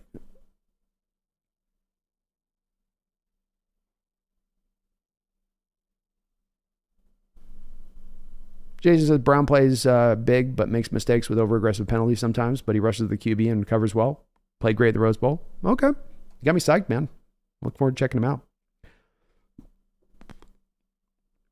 James Watson, it should be a 55-man. Hell, it should be a 60-man roster, really, right? But the owners are as tight-wadded as it gets with that type of stuff. No, we don't want to have to pay for extra pensions. And I'm like, geez, it's better for your product, It's better that you're not having teams signing guys off the street week 14 of an NFL season. UAE says Seahawks aren't competitive for real. We're not a good team. We have 0 wins versus good teams this year. The good thing is we played 3 teams versus good. The good news is we only played 3 games versus good teams. Niners 2 times versus KC 0-3. Yeah, we're the best against winning teams. Vaughn, do you think that Geno has any draft capital if a trade presented itself? It would be nice to get a quarterback on a rookie contract. Yes, I do, Vaughn. I think you could put the threat of the franchise tag hanging over him. And then you have team A who comes at you, and there's a couple teams maybe competing for his services, and they say, hey, we want to trade for Geno, but we don't want we want to get him on a new contract, and we don't want to deal with the franchise tag. And you go, okay, we'll negotiate with Geno. Here's the cost. 2nd and 3rd round pick. Boom, boom, boom. Yeah, I could see it playing out like that. King Bomber Brandon, I'll ask you this. If you're Indy, what reason do you have moving up 3 spots when their team has deteriorated over the season and the teams ahead of you have quarterback as one of their worst needs? Well, I think with every franchise, you're informed by recent decision-making and recent things that have gone one way or another. And when I look at that team right now and what's going on with them, King Bomber, is that, yes, the team is struggling and eroding and whatnot, but also they have not been able to get a quarterback in there. And when it comes to, if they have one of these ones they really love in this draft, and you talk about going into next year and now starting to get potentially in a guy like Stroud, a difference maker at the quarterback position, when you so often have been held back in recent years by the quarterback position, let's also acknowledge the fact that they have been fairly tight with money in recent years, King Bomber. So what that's allowed them to do then is create a lot of cap versatility year in and year out. And if they had a particular year where they really wanted to go for it, where they go, okay, we got our young quarterback, now we can go sign here and here and here and here and kind of build this back up a bit and be ready to go. Yeah, they're in a bad shape for the most part this year. I think Leonard's been injured. The offensive line's underperformed. Certainly, Jonathan, their Taylor, their running backs kind of fallen off completely all of a sudden, and injuries have sparked there. But a little bit healthier next year, you get a difference maker at the position. You actually spend some money for the first time in years there, because I don't know why they haven't spent money. They'll leave literally money on the books that they don't even run.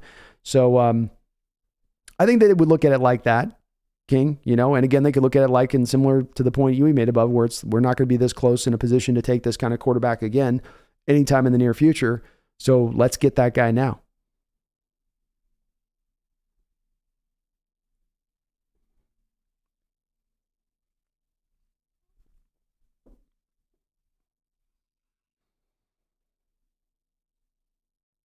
Corsos D. Gutierrez, thank you for the donation. I really do appreciate it. You are awesome for doing so, brother.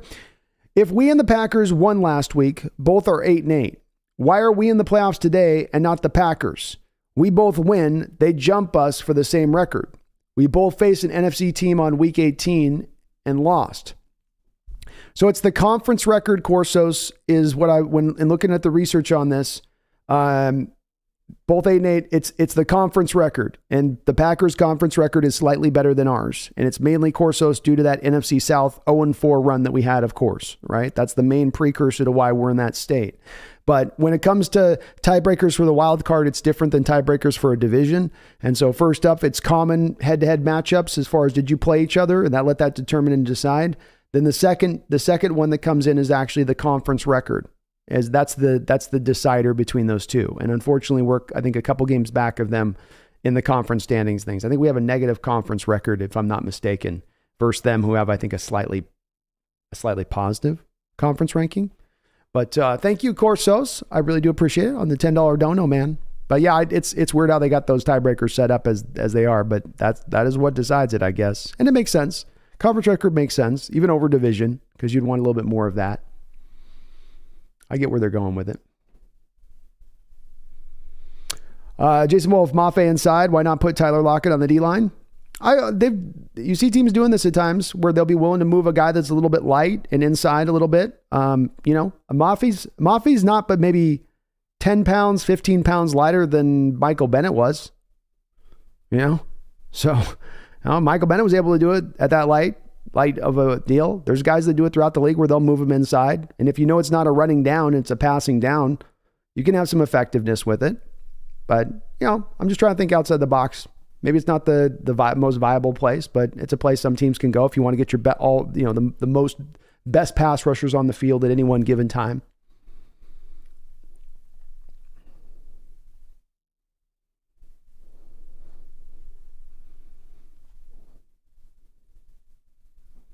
Eric, I agree. CJ Stroud has way higher potential to me than Bryce Young.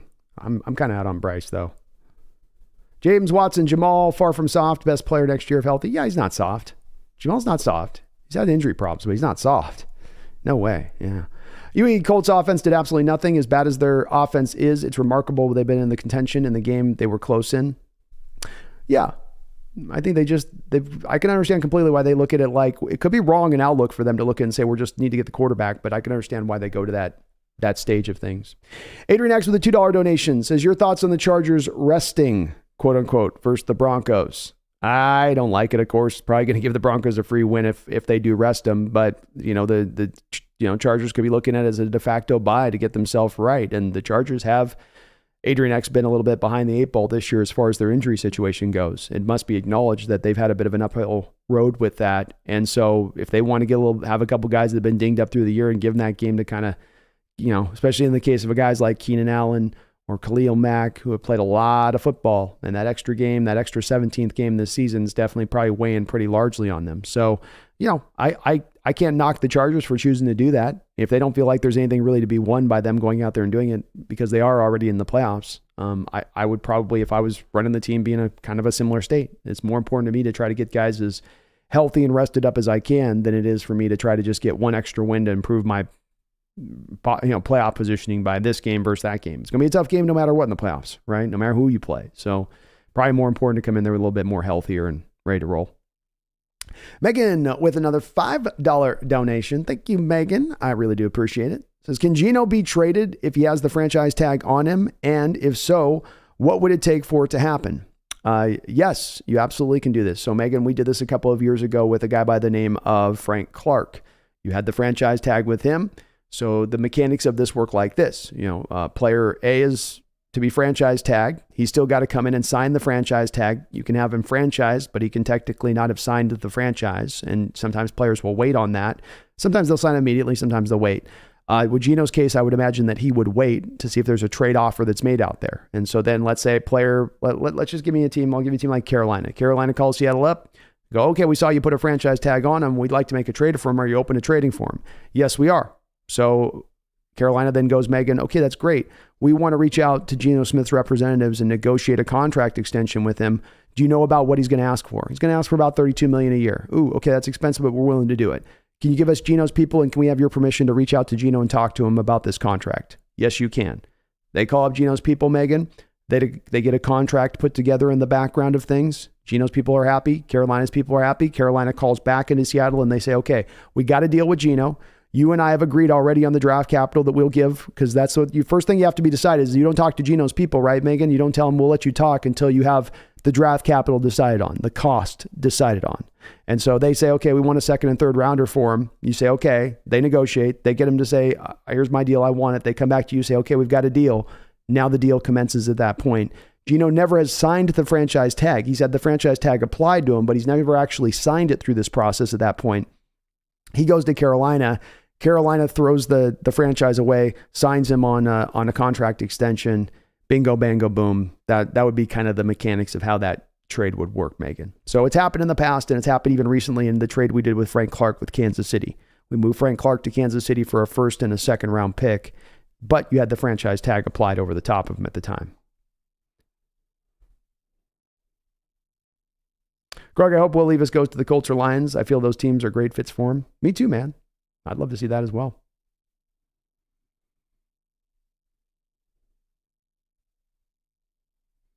Vaughn says last year's draft was a great one. Do you think it's possible to top it via higher picks this year? Yeah. Yeah, you've got one extra pick in the first two rounds.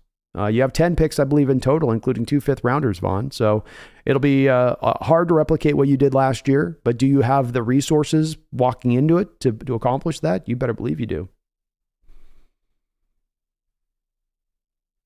Deadly says you should get a bunch of YouTubers from other teams to get together and do a mock draft with you. It's a good idea, man. Probably be tough to kind of a little bit of a herding cats things to try to pull everybody together on like one stream, but maybe if I could piecemeal a little bit. See if I could kind of figure something out with that. AI says, if we draft Stroud, what could we trade Geno for? Future capital? Yep. I think to me, the value seems about a second and third round pick would be about what it would go for. I mean, some of these quarterbacks have gone for some pretty incredible capital this recently. I mean, I forget who I was listening to today that was talking about somebody went for 2 second round picks, and Sam Darnold went for 2 second round picks, right? So if Sam Darnold's going to go for 2 second round picks to Carolina, then I think Geno can pull in a second and a third, at least, maybe more. But yeah, you'd trade him for future draft capital, or AI, you'd actually trade him for draft capital in this draft. So it's Geno for a second and a third in this draft, which wouldn't be bad. Not too bad.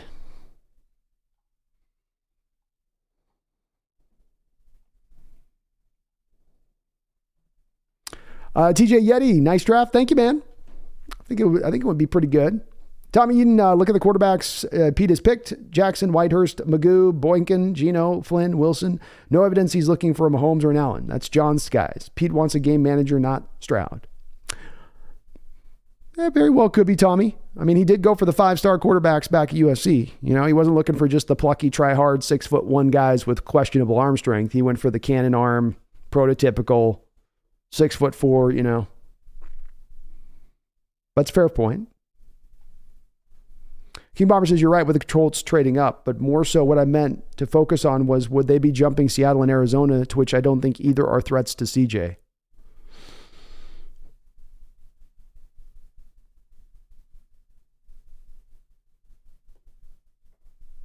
I'm thinking a little bit about your deal on it. That's why I'm contemplating that one. Yeah, you could be right. You could be right on that they would count on the fact that we wouldn't. But is it a risk? Here's the other part of that risk, King Bomber, is that it's not only about then you counting on the fact that Seattle, Arizona isn't going to take CJ. It's also then you counting on the fact that nobody's going to jump in front of you and trade up with Seattle or trade up with Arizona. Both of two teams who I think would be willing to trade back a little bit.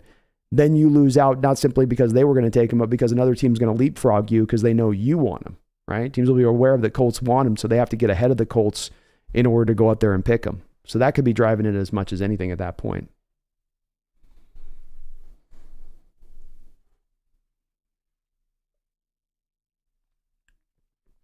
Seahawks Gaming trade our 2 first-round picks to the Colts for Buckner on their 5th pick. And if Carter or if Will Anderson fall, pair them up with Buckner. Wow, what a very inventive draft. What an inventive trade there, Seahawks Gaming. That's out of my own kind of heart, kind of inventiveness there. Yeah, okay. You could probably, I can go with that, Seahawks Gaming. I can go with that. I get Buckner and I still pick 5th overall. Yeah. I like it, man. That's wonderfully inventive. I love that, brother. I love that. That's phenomenal.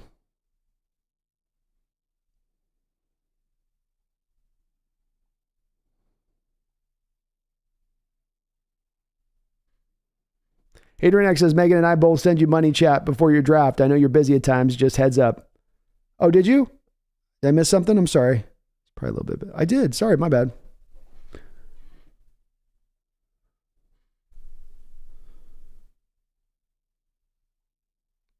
Oh, so there we go. Adrian X. So we got a $2 donation. Thanks for letting me know on that, Adrian X. Texans quarterback and Bear is going offense or trade out, and the Bears. Texans go quarterback and the Bears are going to trade offense or trade out, says Adrian X. I think the Bears trade out for sure, but you're right. Offense makes a lot of sense. I'll tell you, Adrian X, I've gotten a lot of Bear fans that are coming in my comment section off of the Jalen Carter video, and they're swearing up and down that the Bears desperately, absolutely need to go get a 3-tech. That's going to be the pick. I don't know. I don't know. I don't see that one myself exactly with it, but there was a lot of them. I was surprised how many Bear fans were watching my vid. I'm like, okay, Bear fans. So they're really on it, but I still maintain Adrian X. They're going to move back. They need offensive line help all over the place. They need skill position players. They need another tight end. Yeah, you need help on defense too, but they need to get that young quarterback some support, right? They got to get him some support. Megan with a $5 donation. Sorry, Megan, I'm an hour late on this one. My bad, Megan. Says, an interesting draft, B. Not sure I agree with it, but not too bad. Check your Twitter for mine. Sounds good. I'll check it out. See what you got. See what you got. And I'm sorry if I missed the dono on that.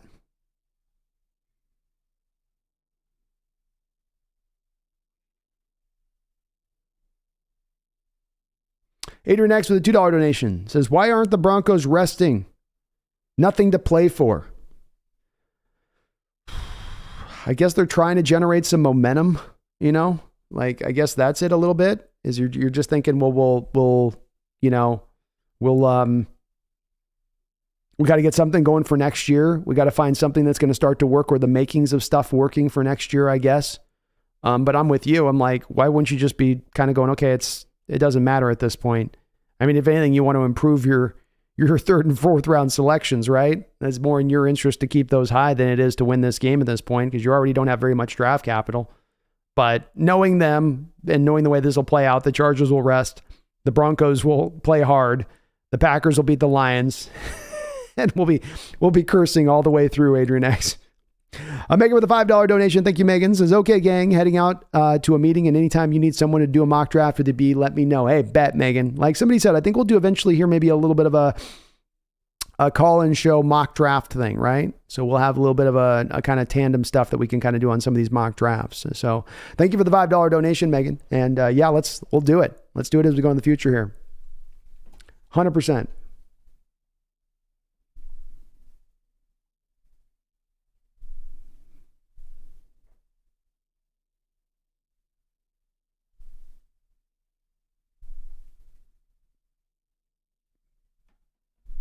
Top Bill and roasted me a few days ago.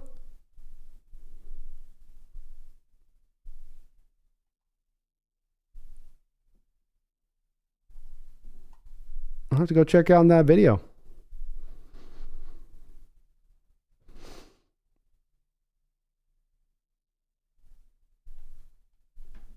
Maybe a little more. I don't know. What are we talking about, Legend?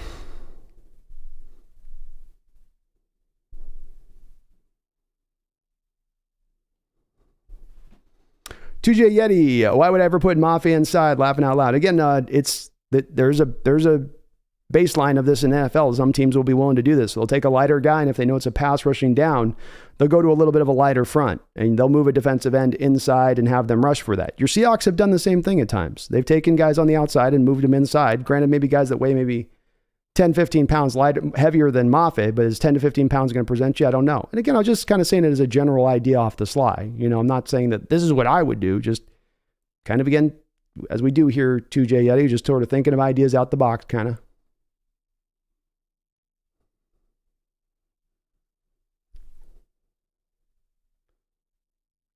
Yeah, just well, if I don't know if Jamal's soft. I mean, is he soft when he's getting his fingers fused together? Is he soft when he's having to have a ligament operated on? I mean, I don't know.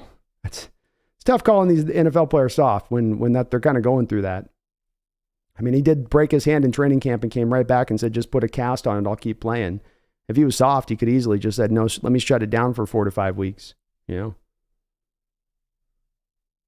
He says, I'm not sure about Chargers resting players. The difference could be a win and get a game versus the Titan Jaguars, win or lose and face either Bengals, Bills. Which would you prefer? No, I agree with you there. It's maybe better, but for a team that has been beat up throughout the course of the year, is it maybe in their better interest to go,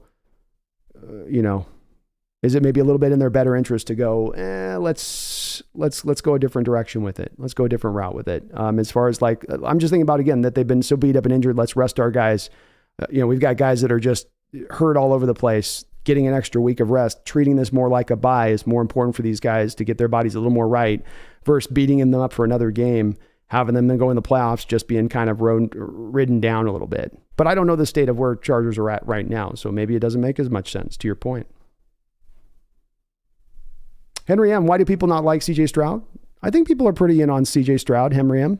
I like him too. So I'm on board with him.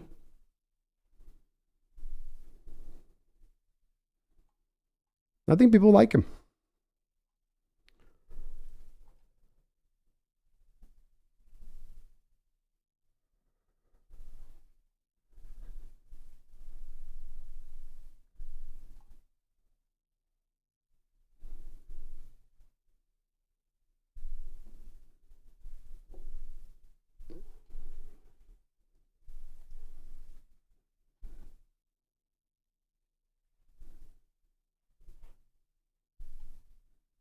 Whitman says, Gino for a second and third this year. John Snyder, Pete Carroll better trade back up into the first and snag 3 firsts like the Jets. I know we don't view the prospects in the later first as high value, but it's just so damn exciting. No, I'm okay with that, Whitmus. And you've got the draft ammunition to do so by building up that extra second and third you could get for Gino. So it's not like you're having to sacrifice future draft capital to then get it done. It's just about today's draft capital. Henry says, knowing what you know about Justin Fields, would you draft him with your first pick? No. I think he'll be a solid quarterback in this league, but I think some of the hype's starting to grow on that guy's getting a little oversold just a bit to me.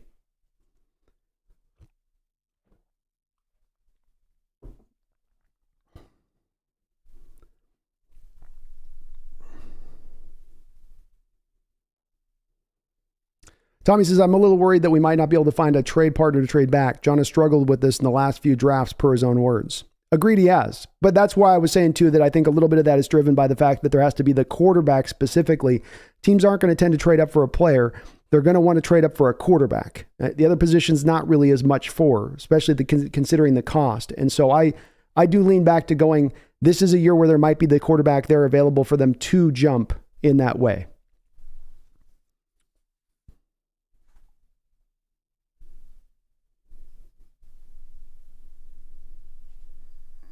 Legend 100, weird energy here tonight on the chat, buddy. Kind of a weird energy in there.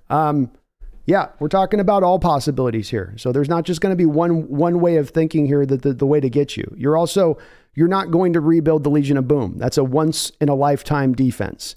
So you do need to build up the defense. You need to put you need to put the assets there. You also don't have anything set for your quarterback position. And right now, Geno's due to be a free agent. So, talking about quarterback and considering quarterback is a smart application. I didn't go that route in my mock, but certainly people are not crazy for bringing up that as a possibility. Makes a lot of sense.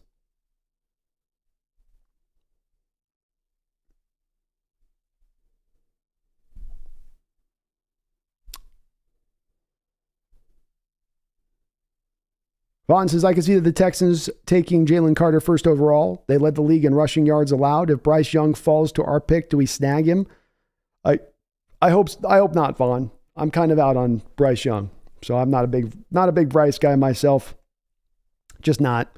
But that's a possibility. Texans could go that way. I will say you don't see very many defensive tackles usually taken number 1 overall, especially with a draft like this, with there being so many quarterbacks. I think the Texans would probably look to still trade back at that point, if that was a possibility.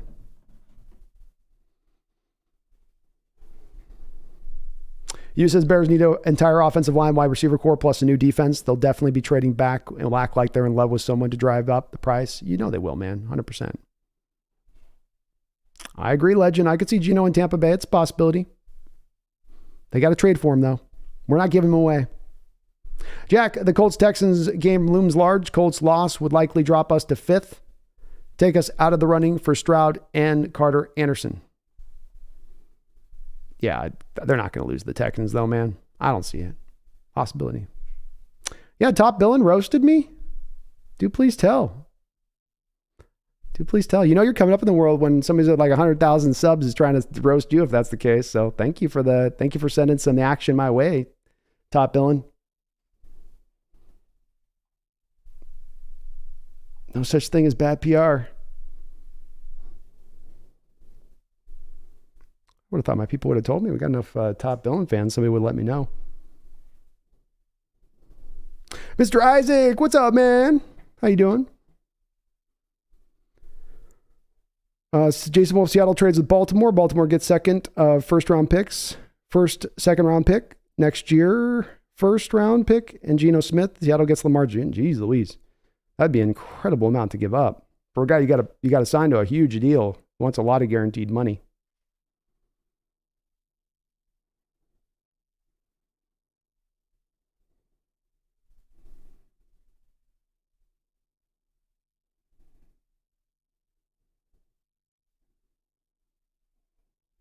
Yeah, I can't see the Jamal Soft thing myself, man. I can't see it. The injuries he's sustained have been legitimate. Yeah, Legend 100, we talk about the quarterback. We talk about all options here. So that's the point of my channel is I like to include all discussions. We don't go down one lane of track and go, this is the only way to go. We consider all of them, and that's what we're doing. That's the point of these whole draft streams. That's what point's going to be going in the future, man. So that's what we do here. That's what we do. And we don't have a quarterback. You got a guy that's going to be a free agent. So you don't have him on a contract extension. You haven't signed him to a contract extension. Drew Lock's going to be a free agent. Technically, you don't have one quarterback on your roster, say not of even having one. I mean, even if you sign Geno Smith, Legend, you still need a backup, right? You're still going to need something else. And probably having a developmental guy that's young behind Geno wouldn't be the worst of approaches to go. I think it's actually pretty smart. Volcano Joe, what's up, man? Good to see you in the chat. Henry M. Frank Clark won the Super Bowl in Kansas City. He did win a Super Bowl in Kansas City. He's great in the playoffs for him. Not as good in the regular season, but he's outstanding for them in the playoffs. He turns it on.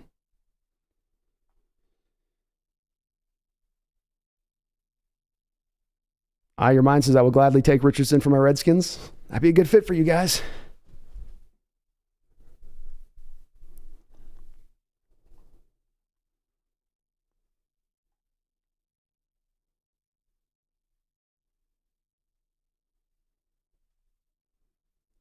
Uji says Richardson's a knockoff Cam Newton. Looks like the real thing, but is the same quality. Yeah, maybe. I think it's going to kind of depend on his work ethic as much as anything. Because I think that's the thing with the Cam is that he's a highly talented guy who never went into the refinement stage of things and really working on his game. I'd be interested to see if Richardson can take that same jump, Huey, but that's the risk you take with him, is there's definitely a bust kind of factor there with Richardson along with the boom factor that you bring with him.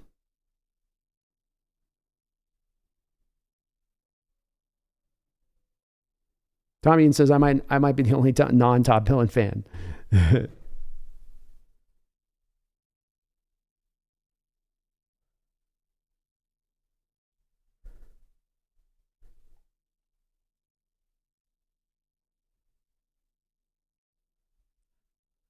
Yeah, Top Billin kind of lost me early on this year when he started going off on certain things that were ridiculous. Top Billin couldn't understand why people were liking Will Levis and not KJ Jefferson better. Meanwhile, KJ Jefferson's going back to college. Will Levis is about to be a top 5 pick. But he said everybody was liking Levis because, Henry, which 2 first-round picks can fix out defense for a decade? Well, in mine, I got Jalen Carter and Trenton Simpson as my 1-2 punch that I took in my draft. There's obviously a couple of other directions that you could go. I mean, the draft that we did with the chat where we were all kind of interacting, we had Jalen Carter and Brian Brees. You could do Jalen Carter and an edge like Isaiah Foskey, right? So there's a couple different directions with that. Defensively, I think you could go to reinforce these ranks pretty well. Say nothing of coming back later on and into the draft and getting one of those big zero techs that exist, Mazi Smith or Zaiki. There's a lot of those kind of guys in this draft that do exist. Keontae Coburn, Texas. That could be very interesting. Jason Wolf, Max Duggan kind of reminds me of a young Russ. It's interesting you should say that, Jason, because that's what my thought was as well when I was doing this. I was doing a scouting on him this weekend and breaking down a couple of his games. And if you're looking to, Jason, if they're looking to fit to the blueprint of 2012, which would then be to not necessarily re-sign Geno Smith to a contract, to try to keep the quarterback cost as low as you absolutely possibly could.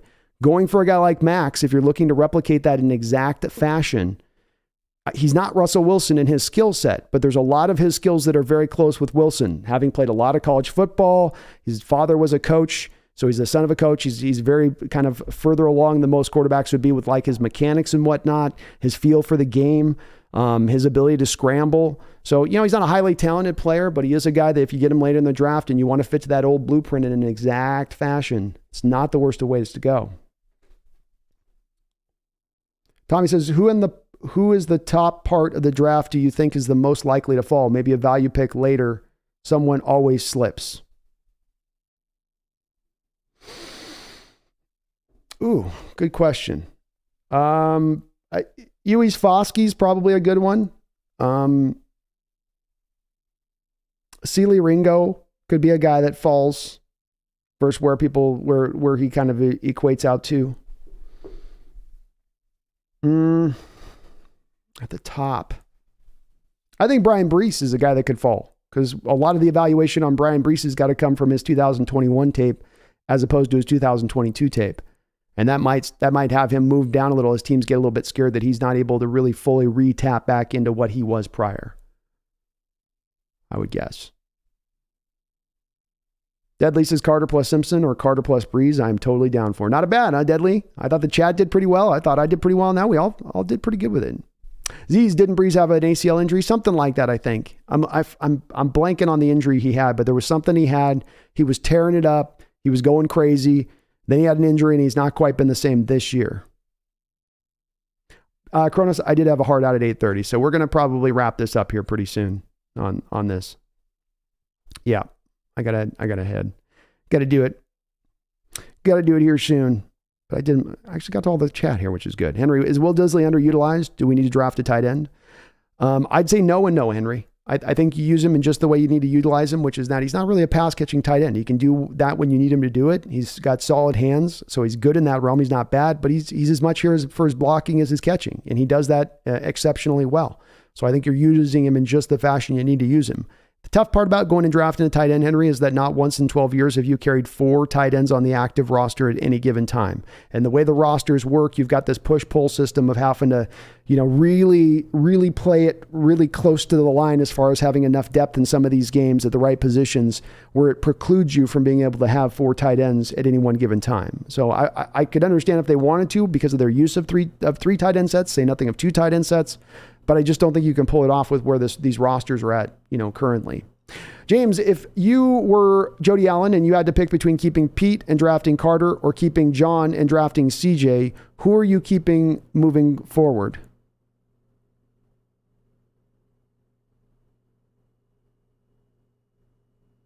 I would go with the second one, James. I would go John and CJ. I would go John and CJ. And I love Carter, but I have my share of worries right now when it comes to Pete. I got concerns. Huey says, I love Anderson and Foskey. This D needs leadership and playmakers. I think these two would provide that in spades. Hey, if they want, as I say with this, Huey, there's so many roads you could go down that I feel perfectly happy with. So if they end up with those 2 guys as the picks that they take, I will be doing nothing but applauding those selections. I could see those being very smart. Deadly says, just imagine the wrecking ball of our interior defensive line with Carter and Breeze. It'd be incredible. It'd be incredible, man. Jason says, I think Las Vegas will suck next year. That's why I took that trade with our deal, right? Because in the Chats one, they didn't get as good of players necessarily down the line as I think I did on mine. But that 1st and 3rd round pick you have in the future from the Raiders, by the way the chat run it, would be a pretty smart way to go. And I'll take that bet. And it's possible, Jack, that Carter might not be there. It's possible. We'll see. And Tommy, yeah, the Cardinals are in a world of hurt. They just are.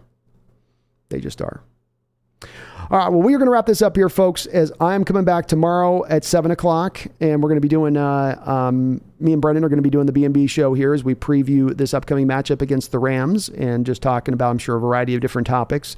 So we'll be back on Thursday. I'm going to try to softly look for maybe shooting for trying to find a time, and you'll see it on the notifications for the channel. So we might be doing a call-in show on Saturday as well. Something kind of like early afternoonish or so. Try to go for a couple hours with that. So we will try to also be coming back on Saturday if I can too, along with then just hitting it on Sunday and just kind of finish this season off right, finish this off strong, do some extra streams here kind of at the end to really kind of round out this given year. So hope you guys had fun with this. We'll be doing a couple of these shows, mock draft related, as we go through this off season. So like I said, strap in because this is just the beginning of this. I'm planning on going really, really hard with this as we go into the future here. And just because all the permutations and different ways you can go, and just considering all of the possibilities inside the box, outside the box, and every which way between. So hopefully you guys will be here for it and we'll love it as much as I'm loving this. You're in a unique situation right now as a Seahawks fan to be a decent team that's got some parts and pieces that's not necessarily the worst of the worst to be in that top 5 state of things. But you have that pick in your back pocket, along with that 2nd round pick too, because we forget about that one. That's pretty valuable as well. That's not that's not chopped liver. That 2nd round pick. You're gonna get a damn fine player with that 1st, 2nd round pick. Thank you for reminding me, Michael Myers. If you did like what you're listening to here today, do me a favor. Please hit that like button for me. I really would appreciate it in a big time way if you could do that for me. I thank you to Adrian X. Thank you for your multiple donos. It says Adrian X. Oh, sorry, I may have missed that one. Said Stroud, Young, Carter, Anderson. Pick your poison. That's where it is. I'm a little out on Young. I like those other 3, but Young's got a lot of people that do love him and think he is divine. You know what I mean? That size scares me, Adrian X. I feel like he's going to get broken. I think he's going to get broken fast. I think he's going to get broken often. I could see very much a Tua situation 2.0 with a guy like Young, who might even be smaller than Tua in certain respects of things. Maybe even slighter of build, maybe even 15 pounds lighter than what you get from a guy like Tua, in my opinion. Will Valdez, thank you for subscribing to the channel. Will, welcome aboard the Hawks Nest, man. I do really appreciate it. And yes, as Michael said, do please hit that like button if you like what you're listening to. Helps this channel out. I appreciate you guys on the chat for helping me run through these mock drafts. Love your guys' input. Love where your mind's at. Love the creativity. Again, the imagination out there. Seahawks game and coming up with that trade of, what if you get DeForest Buckner, still get back to the 5th? And I just love where your guys' mind's at as far as creatively thinking this stuff through and the different routes that we could potentially go. Because that's what we want to do, is like think of all the different routes, because then you can make, and you know our Seahawks organization is doing these same kind of exercises that we're doing to find and go through these sort of live fire tests to figure out, okay, where is the real right path? Where do we want to stay in the pocket here to get this best draft, to accumulate the most possible talent that we can in total. I appreciate you guys. Thank you so much for a great stream again as well. And we will be back tomorrow, 7 o'clock, B&B show. We will be back right here. Appreciate you guys. More mocks to come. You better believe it. But please don't ever forget in this 24-hour period till I get back. Don't let yourself forget. Especially as you get to dream away for all these great picks that we potentially have coming our way. Don't you ever forget. Go Hawks.